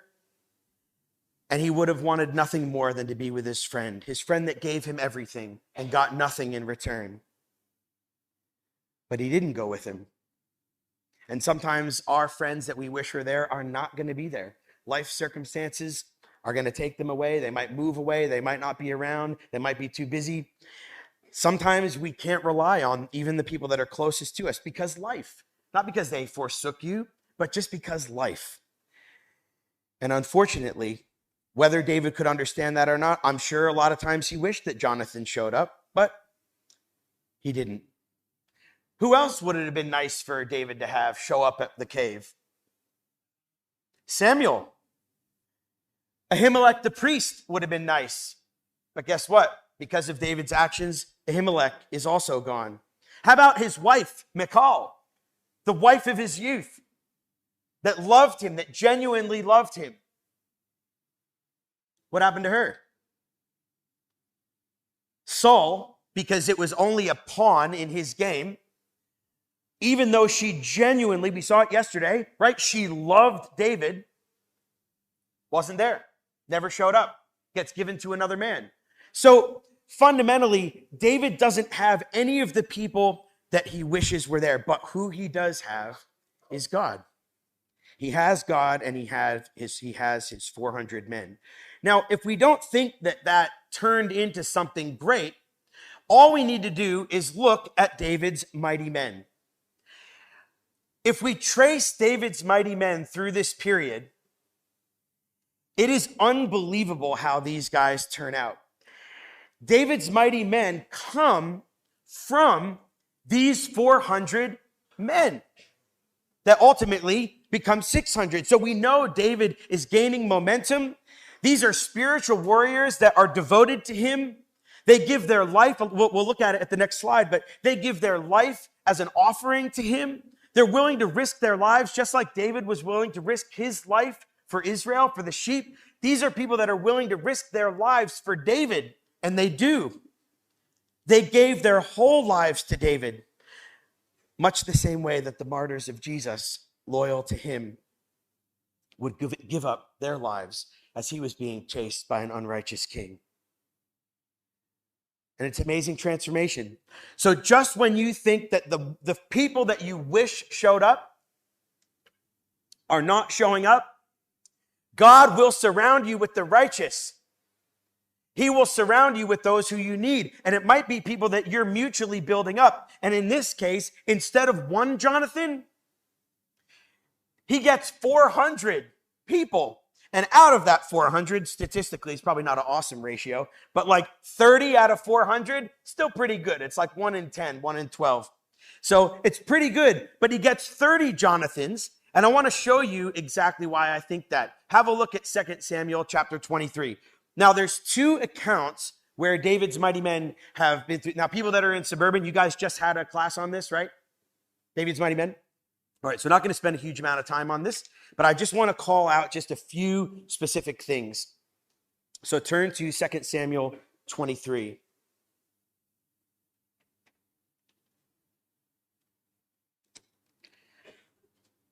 young people, to me, in their diversity, their loyalty, and their courage, to me, it's like Jonathan times 30.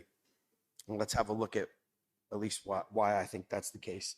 2 Samuel 23. And this is quite fun when you really think about what these guys did. It's like quite amazing. So beginning at verse 8, and let's just call out a few things here. These are the names of the mighty men whom David had. Let's think about this first person in verse 2. He wielded his spear against 800 whom he killed at one time. Like, who does that? Amazing. And then you get down to verse 10. Another person, it says he rose and struck down the Philistines until his hand was weary and his hand clung to the sword. And guess what?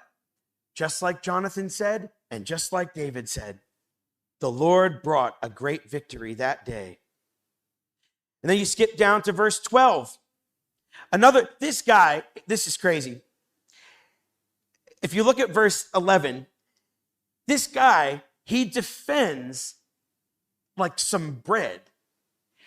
It says that the Philistines gathered together to Lehi, and there was a plot of ground full of lentils, and the men fled from the Philistines. But he took his stand in the midst of the plot and defended it and struck down the Philistines. And the Lord brought a great victory, like for some bread.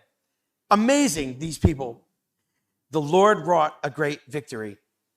And here's to me one of the most beautiful things. And look at the relationship that David had with these men. From verse 13, we talk about the chief, which you can sort of see on the screen here. The 3 of the 30 chief men. They go down about harvest time to David. Where? He's back at the cave of Adullam, which is awesome. When a band of Philistines was encamped in the valley of Rephaim, David was then in the stronghold, and the garrison of the Philistines was then at Bethlehem, his hometown. And David said, think about that Psalm 63. He's thirsty. He's spiritually thirsty, but he's also actually thirsty. These guys are like, I got you covered. Look what happens. It's amazing. He says, oh, that someone would give me a drink from the water at the well of Bethlehem that is by the gate. He's longing for his house. You know, he misses home. He just wants a drink from the fountain that's near his house. He wants to feel at home. These mighty men go, I got this.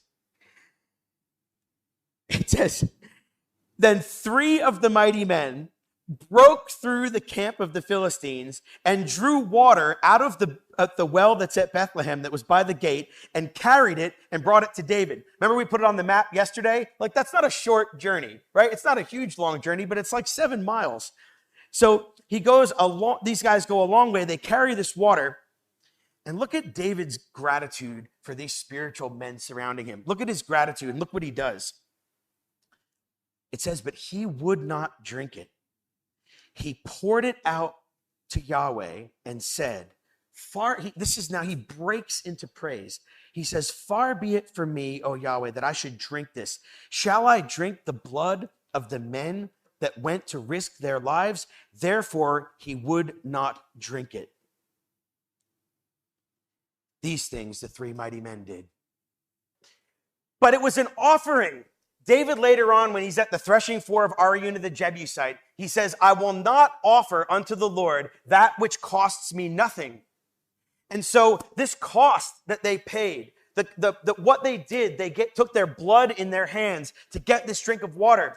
There's nothing more than David would have wanted than to drink that water and feel like he was at home. But he offers that on the altar of his heart to God, and he pours it out. There's no tabernacle there. He just pours it out on the ground as an offering unto God. Can somebody get me some more water? No. So he pours it out unto the Lord as an offering. These are the things that the mighty men did. So they have this awesome reciprocal relationship where David is absolutely enthralled by these men. There are a bunch of Jonathans. They have the same kind of courage that Jonathan had, and now it's like times 30. Thank you, brother. You shall in no wise lose your reward. Remember it says in the Bible, if anyone gives one of these little ones a cup of cold water to drink? I'm just saying, you shall in no wise lose your reward. Okay.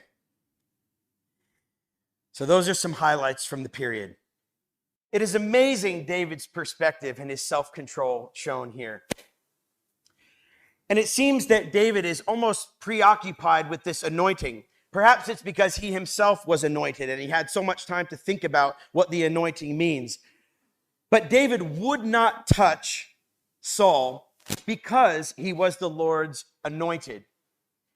And the Lord gives and the Lord takes away, as we're again going to sing in our closing song. The Lord gives and the Lord takes away. It was not David's position to make a decision of judgment against him. But it seems to be so unique. It seems to be so unique to David. In fact, just do a little search and you find it.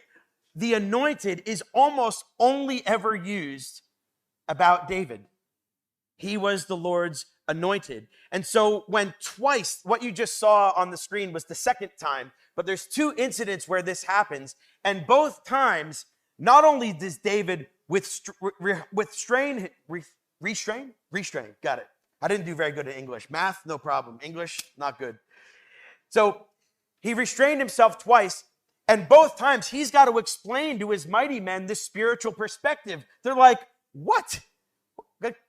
They're thinking providence. God literally gave him into your hand. That's how they saw providence. These men had a lot to learn. In our next study, we're going to really focus on David's heart, but it's something that they're learning through this whole period. They're not only learning his spiritual courage, but the one thing these men need to learn is the heart of David. The heart of David. You know, what we just saw there, just try to imagine this, gives you a little insight into the heart of David. When he did this, the scripture says, after David did this, his heart struck him because he had cut off the corner of Saul's robe. Like David felt bad just that he cut off the corner of Saul's robe. His heart was like crushed that he did this to Saul. What kind of man is that? What kind of man does that? And these mighty men saw that. These mighty men saw that behavior. And I hope that you're seeing it too. Vengeance is mine, saith the Lord. I will repay. It is not our job. Vengeance is not ours, and David knew that. Dennis Gillette put it this way. So think what strength really is. A really strong man is not a man who uses his strength when he has an opportunity, but who, having strength and opportunity, restrains himself from exercising it. That is a really strong man. You see, this was the greatest valiant display of David's strength. Not when he killed Goliath, not when he went up against the Philistines, but when he ruled his own spirit. Greater is a person who can rule their own spirit than one who takes a city. And the irony of this whole anointing is that literally Saul was the anointed. His feeling was, how can I put my hand out to destroy the Lord's anointed? David said that when this guy says that he kills Saul. And David's thinking, no, the Lord rewards every man for his righteousness and faithfulness. For the Lord gave you into my hand, but I will not put out my hand against the Lord's anointed. This was literally, David was the anointed. David was the anointed.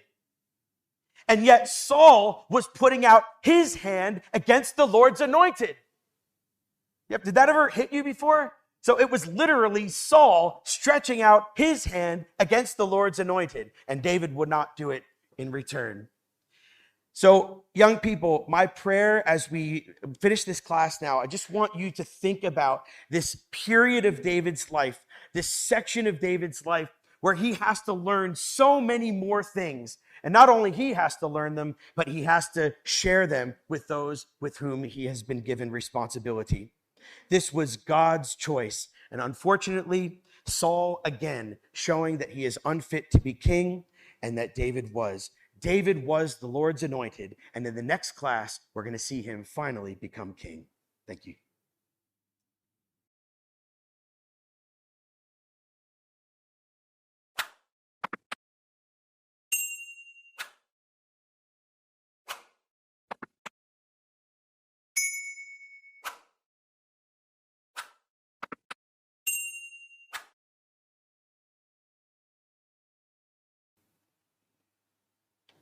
2 Samuel chapter 1, verses 17 to 27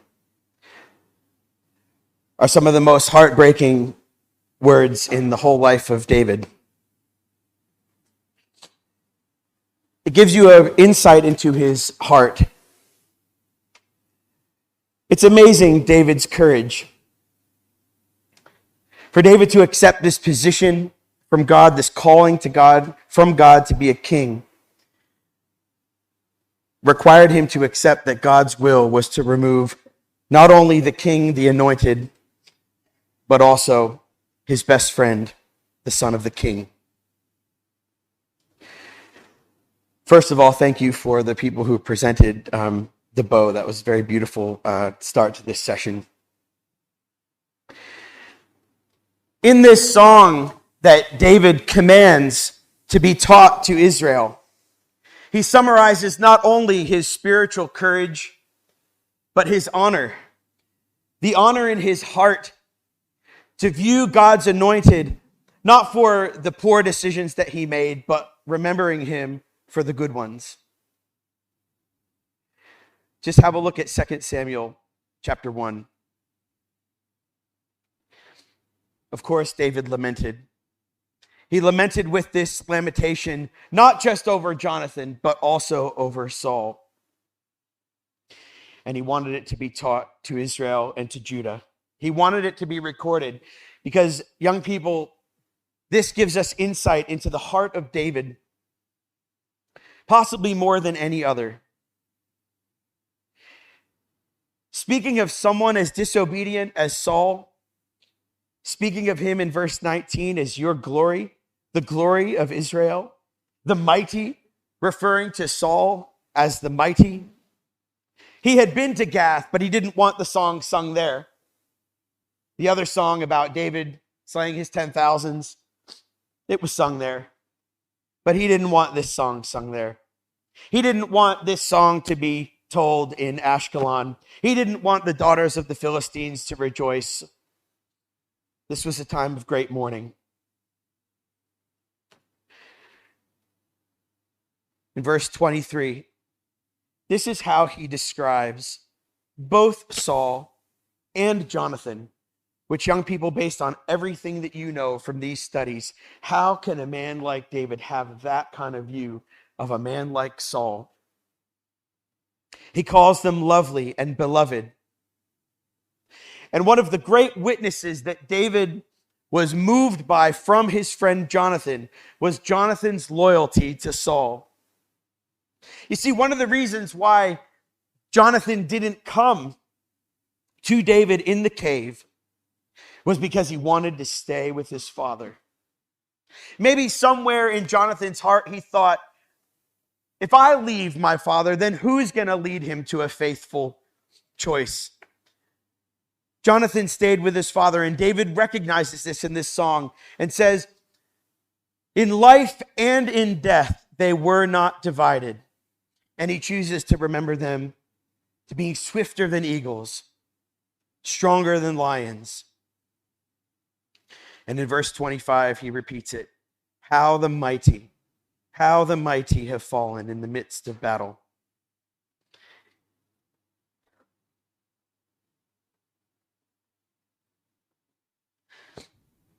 And now he turns his thoughts to Jonathan. He recognizes both Saul and Jonathan up to this point. But now he just focuses on Jonathan. Jonathan, lie slain on your high places. I am distressed for you, my brother, Jonathan. Very pleasant have you been to me. Your love to me was extraordinary, surpassing the love of women, which, as a guy, trust me, that's a big thing. And he calls him his brother. And I hope that as we were singing the song Deeper last night, there's a friend that can be closer than a brother.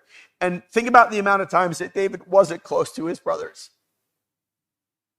Now, thankfully, it redeemed. But his truest brother was Jonathan. And think about the pleasant friendship that they had. Very pleasant if you've been to me. Your love to me was extraordinary.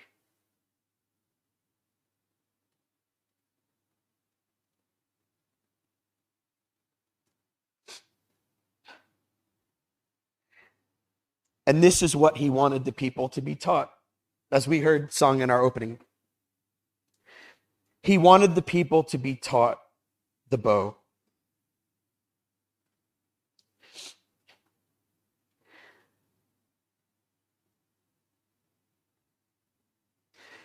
Because I think he wanted to teach people what a true friendship was like.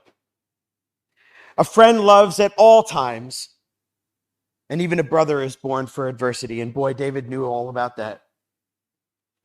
Jonathan loved David even when it was inconvenient, even when it was something that divided him from his own father and his own family.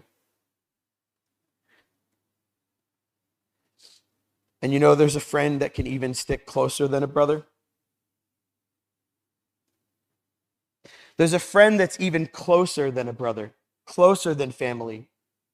I don't think David had many companions. I don't think he had hundreds of friends, because it probably would have been hard to get to really understand and know someone as complex as David. But there was a friend that stuck closer than a brother. And that's how he felt about Jonathan. It was his true brother that he never really had. And it makes me think, as Jonathan dies, it makes me think about the perspective of John the Baptist and Jesus Christ. John the Baptist, in referring to his own self, said, "The one who has the bride is the bridegroom. The friend of the bridegroom who stands and hears him rejoices greatly at the bridegroom's voice. Therefore, this joy of mine is now complete. He must increase, but I must decrease." Jonathan somehow knew this. He had this spirit in him. And perhaps he thought that he could be second to David, as we read a couple nights ago. But in order for David to increase, Jonathan needed to decrease completely out of the story. And it begs the question, why did Jonathan have to die with Saul? Why couldn't Saul have just died?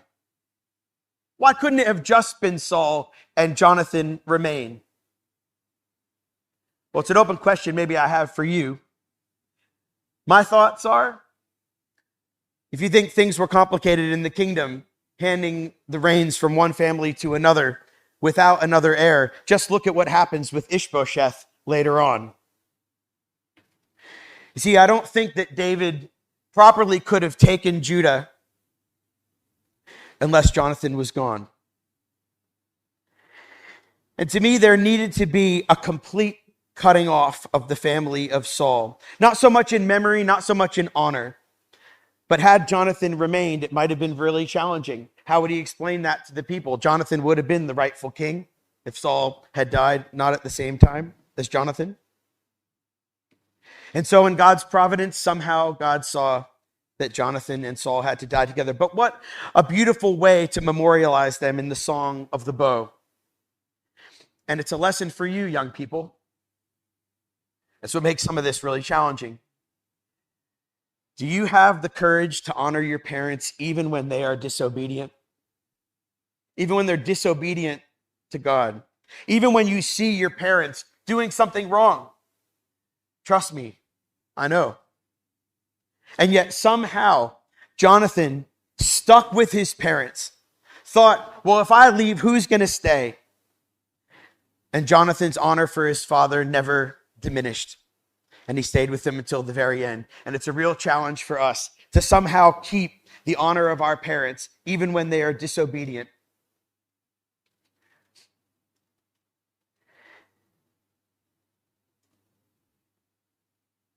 When you think about how Jonathan passes off the scene with Saul and David takes his throne, the whole thing is a parable. You see, As much as Jonathan honored Saul, I don't think Jonathan ever saw Saul as a good leader. Jonathan was a top-down leader. Think about this contrast. He was a donkey herder, and under him, he was a mirror of what Israel was. He was from the tribe of Benjamin, the least tribe. He judges ends with horrible acts from the tribe of Benjamin, and he's the first and the tallest. And for Saul, it's all about his reputation. He's just a top-down leader. You know how they are. David was the exact opposite, and it's what made him so fit to be a king.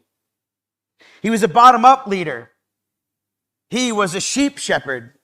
And under David, Israel became a picture of what they should be, being led by a shepherd. He was of the tribe of Judah, the royal tribe. And Ruth ends with Judah's honorable acts. And David was the last and the smallest. And for him, it was all about God's reputation.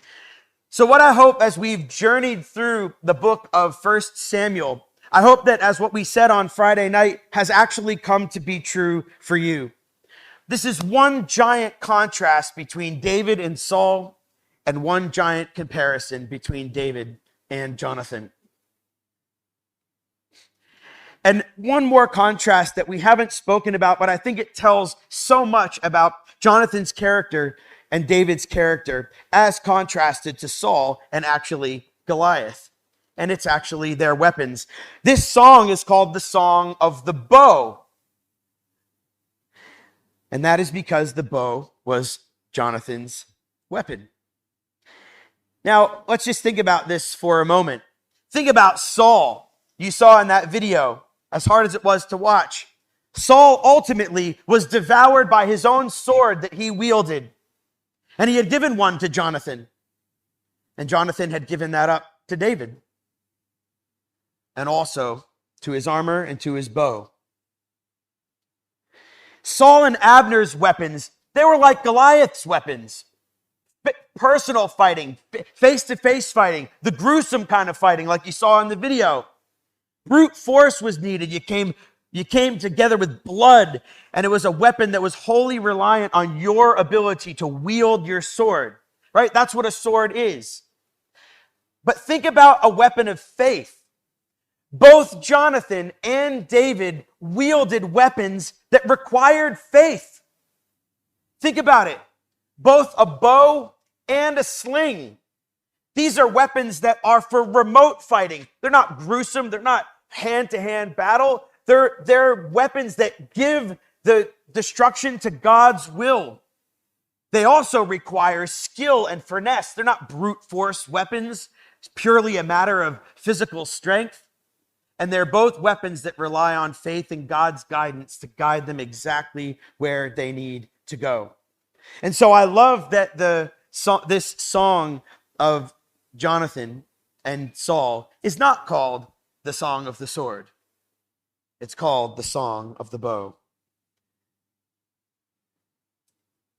Unfortunately, the sword of Saul returned on his own head. Jesus said, "Those who live by the sword die by the sword." And so it was with Saul. Whereas Jonathan, on the other hand, Jonathan and David had to have utter reliance on God. He will win the victory. The victory is the Lord's.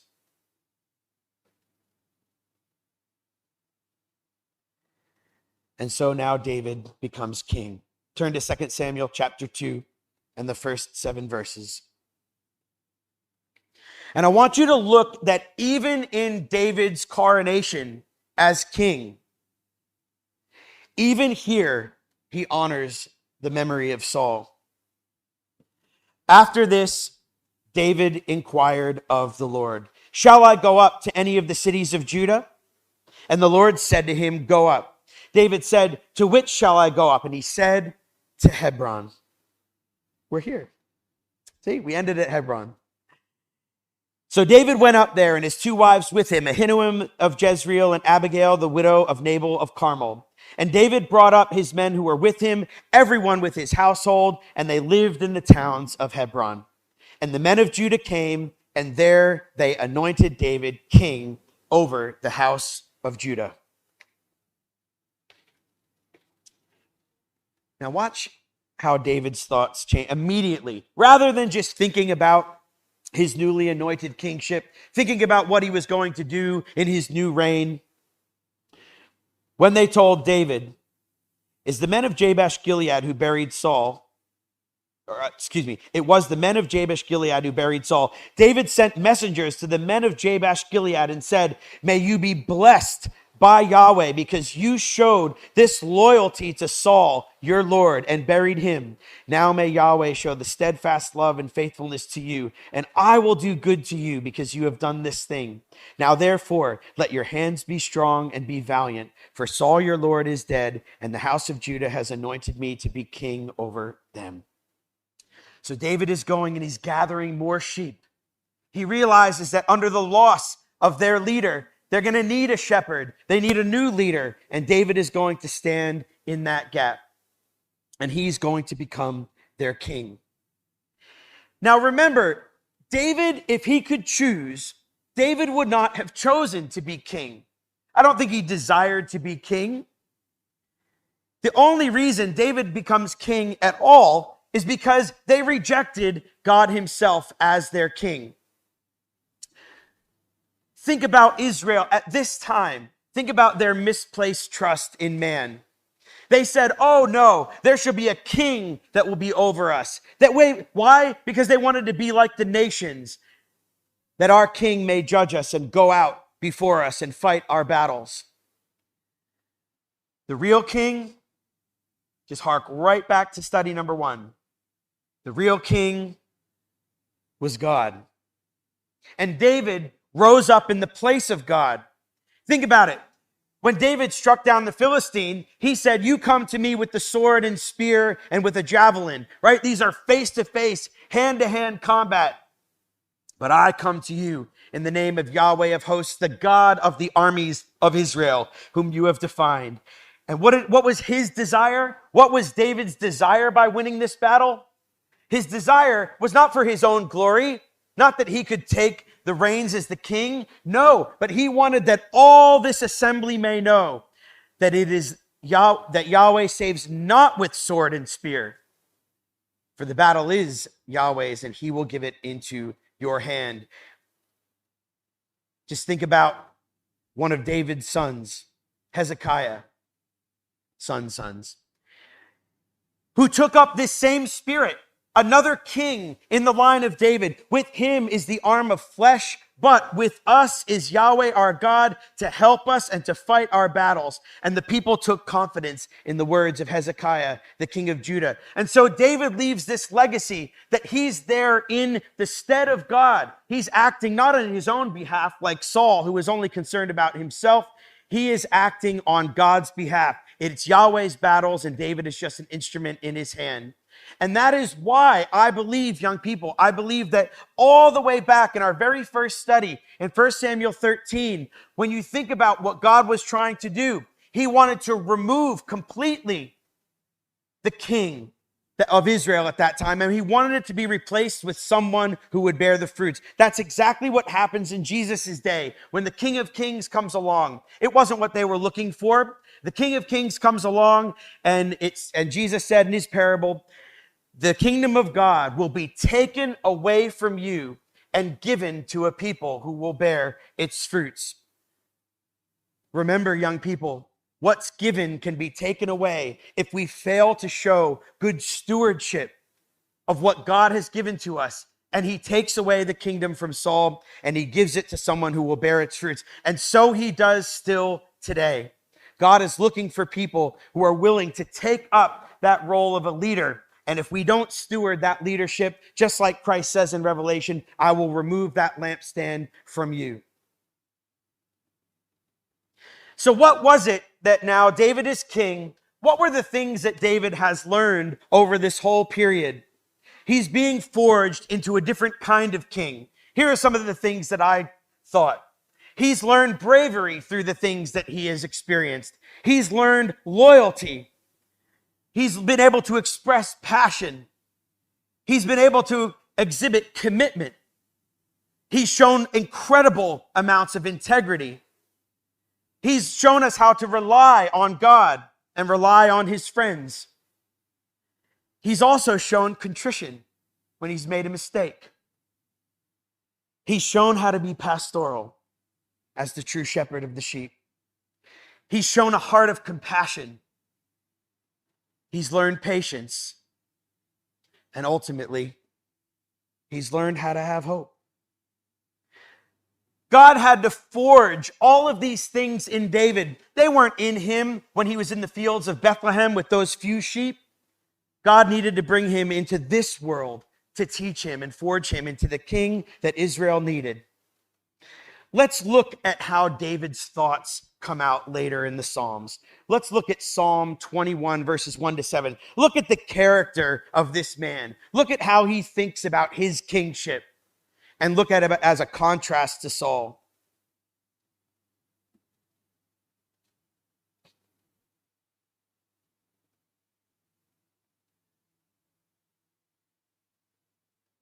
This is Psalm 21, the first 7 verses. And we know he's thinking about himself as a king because of the first verse. O Yahweh, in your strength, the king rejoices, and in your exaltation, he greatly exalts. In your salvation, rather, he greatly exalts. For you have given him his heart's desire and have not withheld a request from his lips.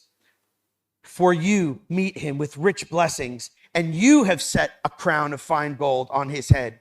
He asked of you life, and you gave it to him. Length of days forever and ever. His glory is great through your salvation. Splendor and majesty you bestow upon him, for you make him most blessed forever, and you make him glad in the joy of your presence. The king trusts in Yahweh, and through the steadfast love of the Most High, he shall not be moved. That's the kind of king that Israel needed. That is the kind of king that God was creating. Let's look at another passage, 2 Samuel chapter 23 and the first 7 verses.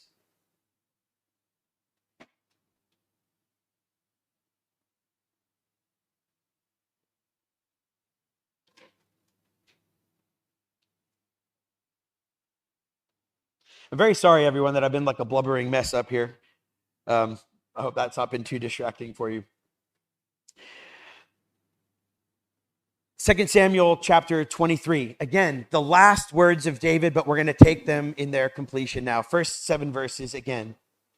Now, these are the last words of David, the oracle of David, the son of Jesse, the oracle of the man who was raised up on high, the anointed of the God of Jacob, and the sweet psalmist of Israel.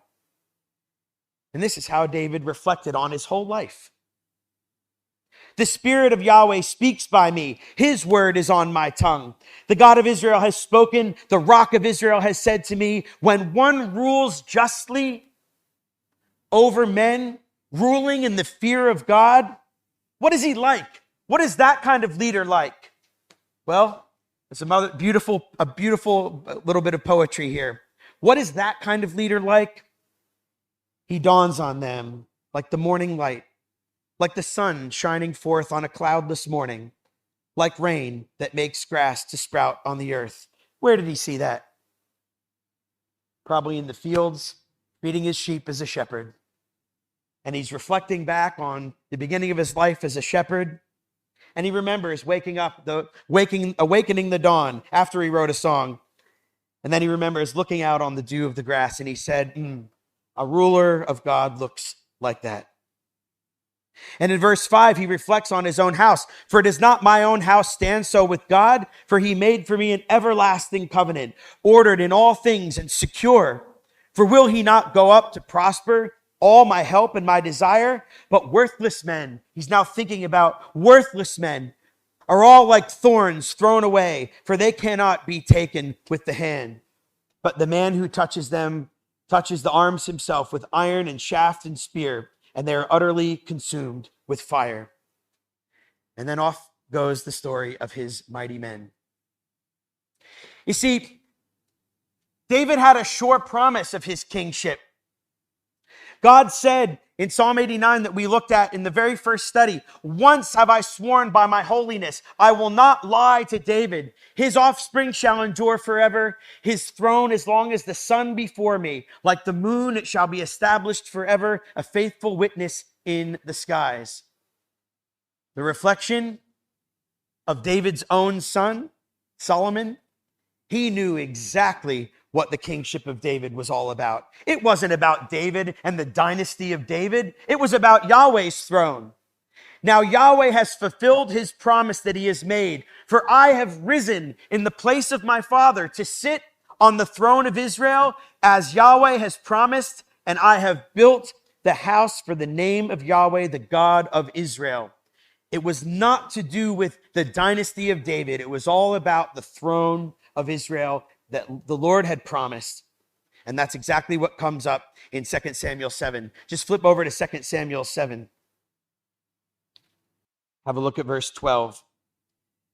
Because God had promised this to David. And he said, when your days are fulfilled and you lie down with your father, I will raise up your offspring after you, who shall come after from your body, and I will establish his kingdom, and he shall build a house for my name, and I will establish the throne of his kingdom forever, and I will be to him a father, and he shall be to me a son. He had promised David, even when he's gone, your kingdom is going to continue because I will establish it. So what made David such an impactful king? Obviously, he's standing on the promises of God. Well, as we reflect on David now, we look back on David's legacy of his whole life. To me, David, and hopefully this is a visual cue for you, David is the king of hearts. He's the people's king. He's the one that goes in and out amongst the people. Let me show you what I mean. When people thought about David, this is how people thought about him. Now all the people took note of it, and it pleased them, just as everything the king did pleased all the people. This is when David was mourning for Abner. It says David had success in all of his undertakings. Why? Because the Lord was with him, and Saul saw that he had great success and stood in fearful awe of him. But all Israel and Judah loved David. And why? We didn't focus on this in that study. Because he went in and out among them. Now, this is an interesting phrase because Solomon, that we just considered, this was one of the challenges. Solomon was wrestling. He wanted to be like his father David, and this is the way in which he wanted to be like him. You have made your servant king in place of David my father. Although I am but a little child, I do not know how to go out or to come in before them. This is the same as the effect of Jeremiah when during the period of the exile to Babylon. Jeremiah, as a prophet, he was going in and out from among the people. This is what made David so effective. He had the hearts of the people. He wasn't afraid to be with the people. He wasn't aloof. He didn't stand up here different. He was one of the people. And it goes on. 2 Samuel chapter 5. How did they feel? All the tribes of Israel came to David at Hebron and said, behold, we are your bone and your flesh. In times past, when Saul was king over us, it was you who led us out and brought in Israel. It was you who did it. And Yahweh said to you, you shall be shepherd over my people Israel. You shall be prince over Israel. You see, even during that time when Israel was winning all of these victories, it wasn't because of Saul. It was because of David going in and out amongst the people. And this is a fulfillment of how our Lord Jesus Christ was and is. Look at what it says about Joshua. Moses spoke to the Lord, saying, let the Lord, the God of the spirits of all flesh, appoint a man. Think about this. Appoint a man over the congregation who shall go out before them and come in before them, who shall lead them out and bring them in. Why? That the congregation of the Lord may not be as sheep without a shepherd. What an awesome connection. Yeshua is exactly like that. Lord said to Moses, anoint Yeshua Joshua, the son of Nun, a man in whom is the Spirit, and lay your hand on him. Do you know that's exactly what they said about our Lord Jesus? In the book of Acts, chapter 1, when they're reflecting on the Lord Jesus, what was the phrase that they used to describe him? It says, wherefore of these men which have accompanied us all the time that the Lord Jesus went in and out among us. It's what made our Lord such an effective shepherd. He wasn't afraid to be with the publicans and sinners. He didn't stand aloof like the king of Israel. He was with the people. And I want to challenge all of the leaders here. I don't know how old you guys are. For some of the oldies in the back, and me, I'm kind of like a middle oldie. And then anyone who wants a leadership position, if you guys want to be effective, you want to make an impact, stand shoulder to shoulder with each other. Get amongst it. Be amongst the people. Don't come up here and have some lecture to give. Stand amongst each other. Become one of the people. Go in and out. Because how can you lead them? How can you lead the congregation when you're not amongst the sheep, when you don't know them by name? You don't know their sheep. You don't know their voice, and they don't know yours. How can you be an effective leader? But that is exactly what David was. And they felt about David, they even felt like he was an angelic messenger. Think about this. The woman of Tekoa says, for my Lord the king is like the angel of God to discern good and evil. Who says that? But my Lord has the wisdom, like the wisdom of an angel of God, to know all things that are on the earth. I mean, that wasn't true. Let's face it. That was not the case. But that's how they felt about him. Like, so much wisdom did David have that they would pour out this gratitude, this spirit of gratitude. And Shimei even says, but my Lord the king is like the angel of God. Therefore, do what seems good to you. You know, it's amazing. Even Achish, king of Gath, he says, I know that you are as blameless in my sight as an angel of God. This is the king of Gath saying that. Quite amazing. Even one of David's mortal enemies. Just amazing.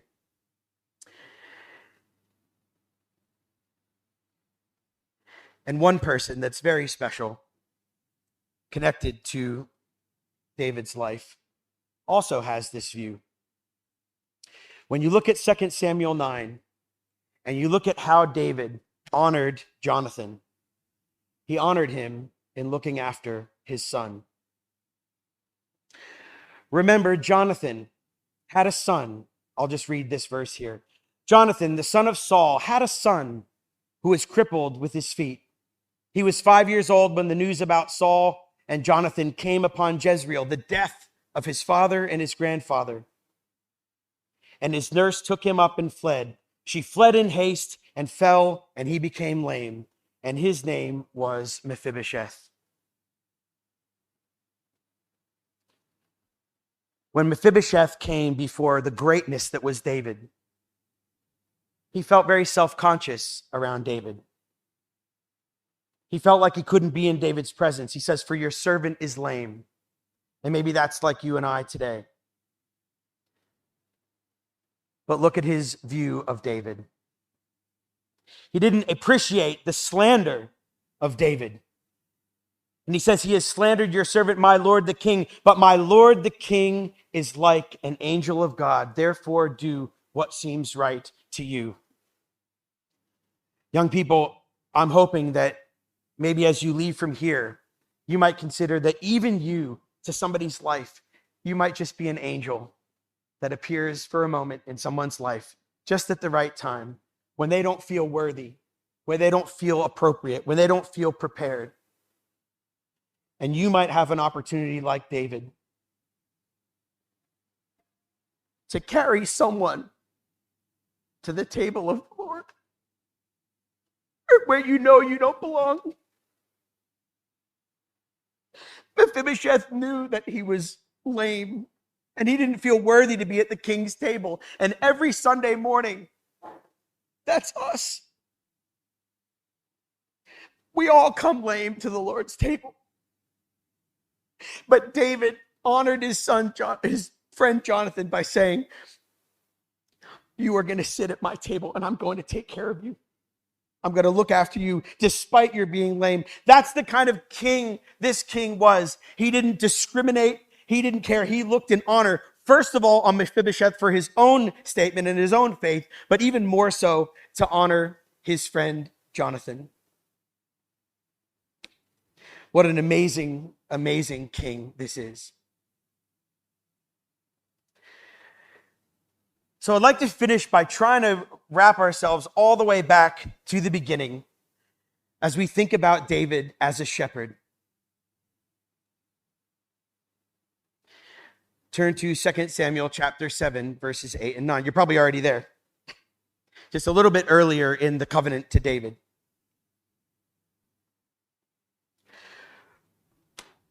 I've lost all this water in my body. I need to refill it. All right. 2 Samuel chapter 7, verses 8 and 9.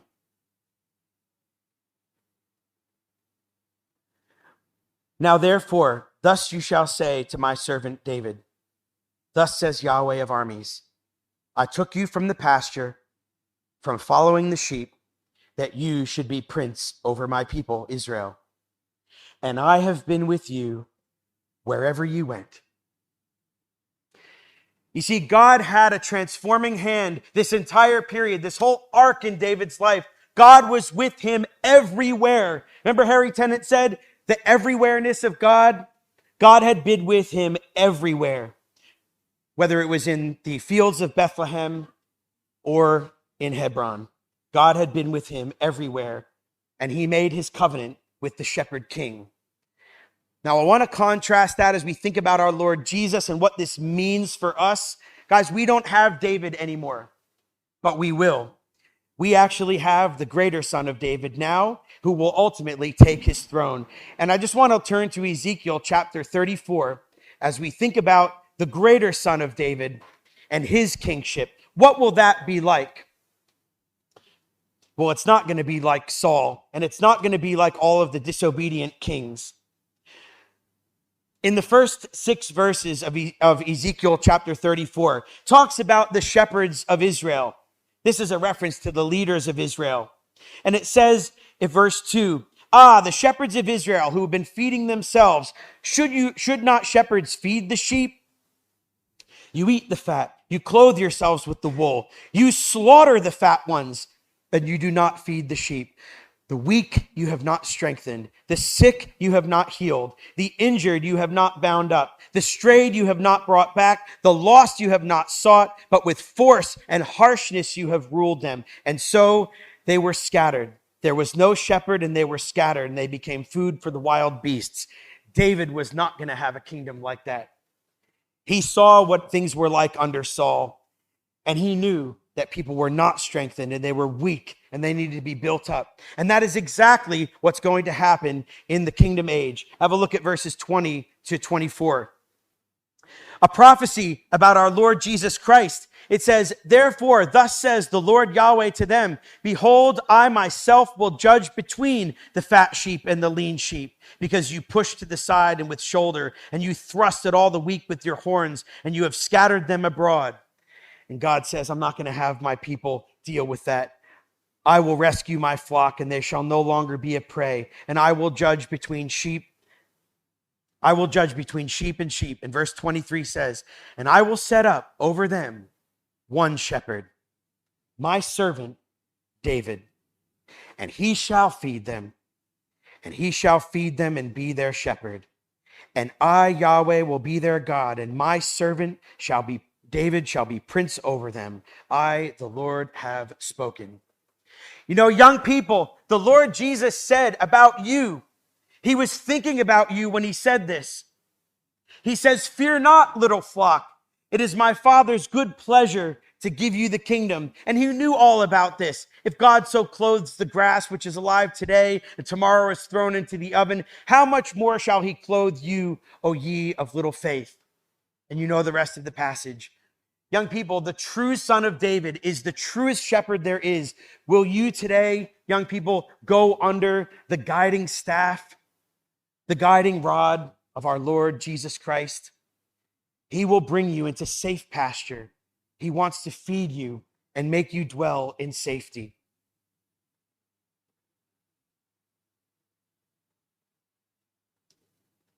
when they asked the Lord Jesus Christ.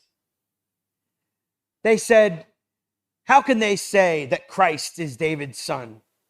For David himself says in the book of Psalms, the Lord said to my Lord, sit at my right hand until I make your enemies your footstool. Thus David calls him Lord. So how is he his son? Well, when we look at the context from which that comes, I believe, young people, just like we said at the very beginning, I think Roger Lewis was right. Was it the Spirit of Christ in David, or was it the Spirit of David that it was in Christ?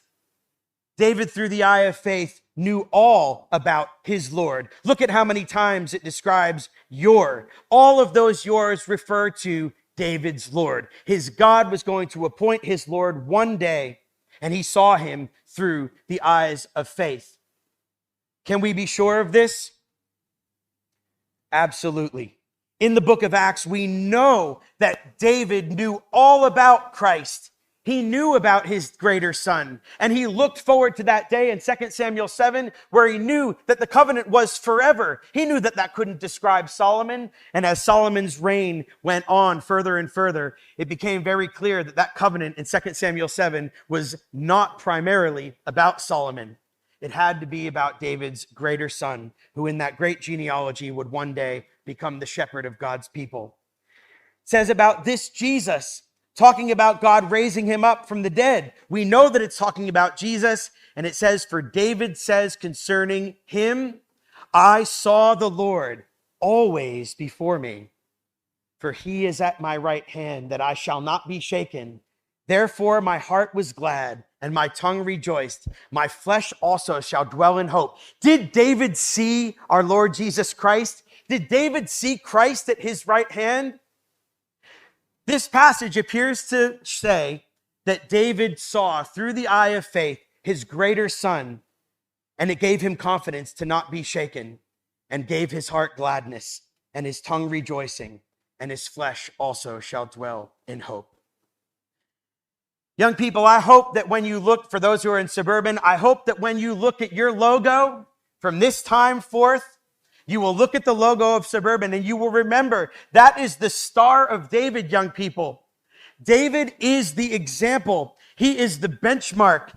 He is the target. He is the character, young people, that we should be pointing towards in our, whether it's in our leadership or in our service, young people.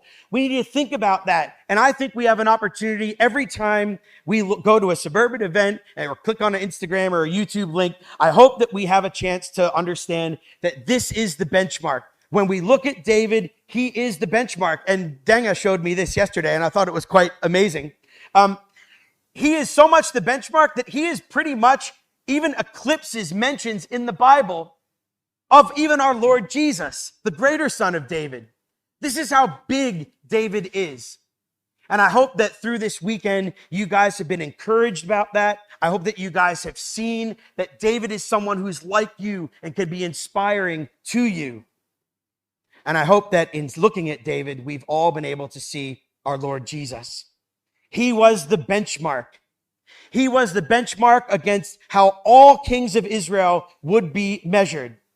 22 times in 1st and 2nd Kings, it says, and they were obedient, and their heart was obedient to the Lord, and they did that which was right in the eyes of the Lord, just like David, their father. They did that which was right in the eyes of the Lord, just like David, their father. He did that which was right in the eyes of the Lord and walked in all of the ways of David, his father. And even some people, for the negative, it says that he did that which was right in the eyes of the Lord, but not like David, his father. His heart was not wholly true to the Lord his God as the heart of David, his father. Even Ahaz, he did that which was not right in the eyes of the Lord his God as David, his father, had done.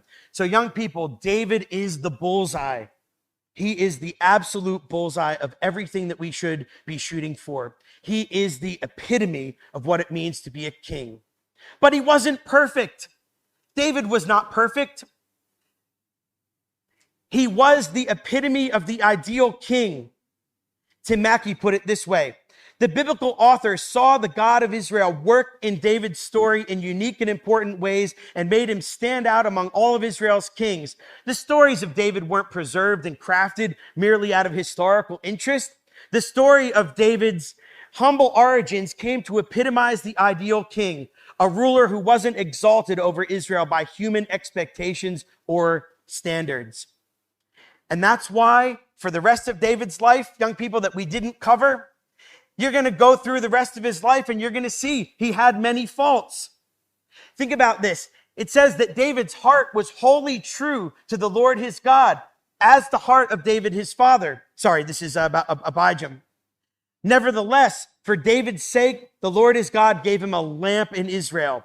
Because why? David did that which was right in the eyes of the Lord and did not turn aside from anything that God commanded him all the days of his life, except in the matter of Uriah the Hittite. And so David is going to be shown just to be a man. And one thing that I have learned from this study is that if David can't be the perfect king, then no one can. The only perfect king is our God and our Lord Jesus Christ. And he's the king that we look forward to at his return. What I'm hoping, young people, as we think about this, as we think about God preparing David as a king, we think about our Lord Jesus. In our opening reading, the Lord Jesus was a king, but he didn't get to Pilate without preparation, just like David did. He was prepared because in the days of his flesh, Jesus, like David, offered up prayers and supplications, loud crying and tears to him who was able to save him from death. And he was heard because of his reverence. And although he was a son, he learned obedience through the things that he suffered. And he became the source of eternal salvation to all who obey him, being designated by God a high priest after the order of Melchizedek. So I'd like to close now just by thinking about, I think, what is it, the take-home message of this whole series.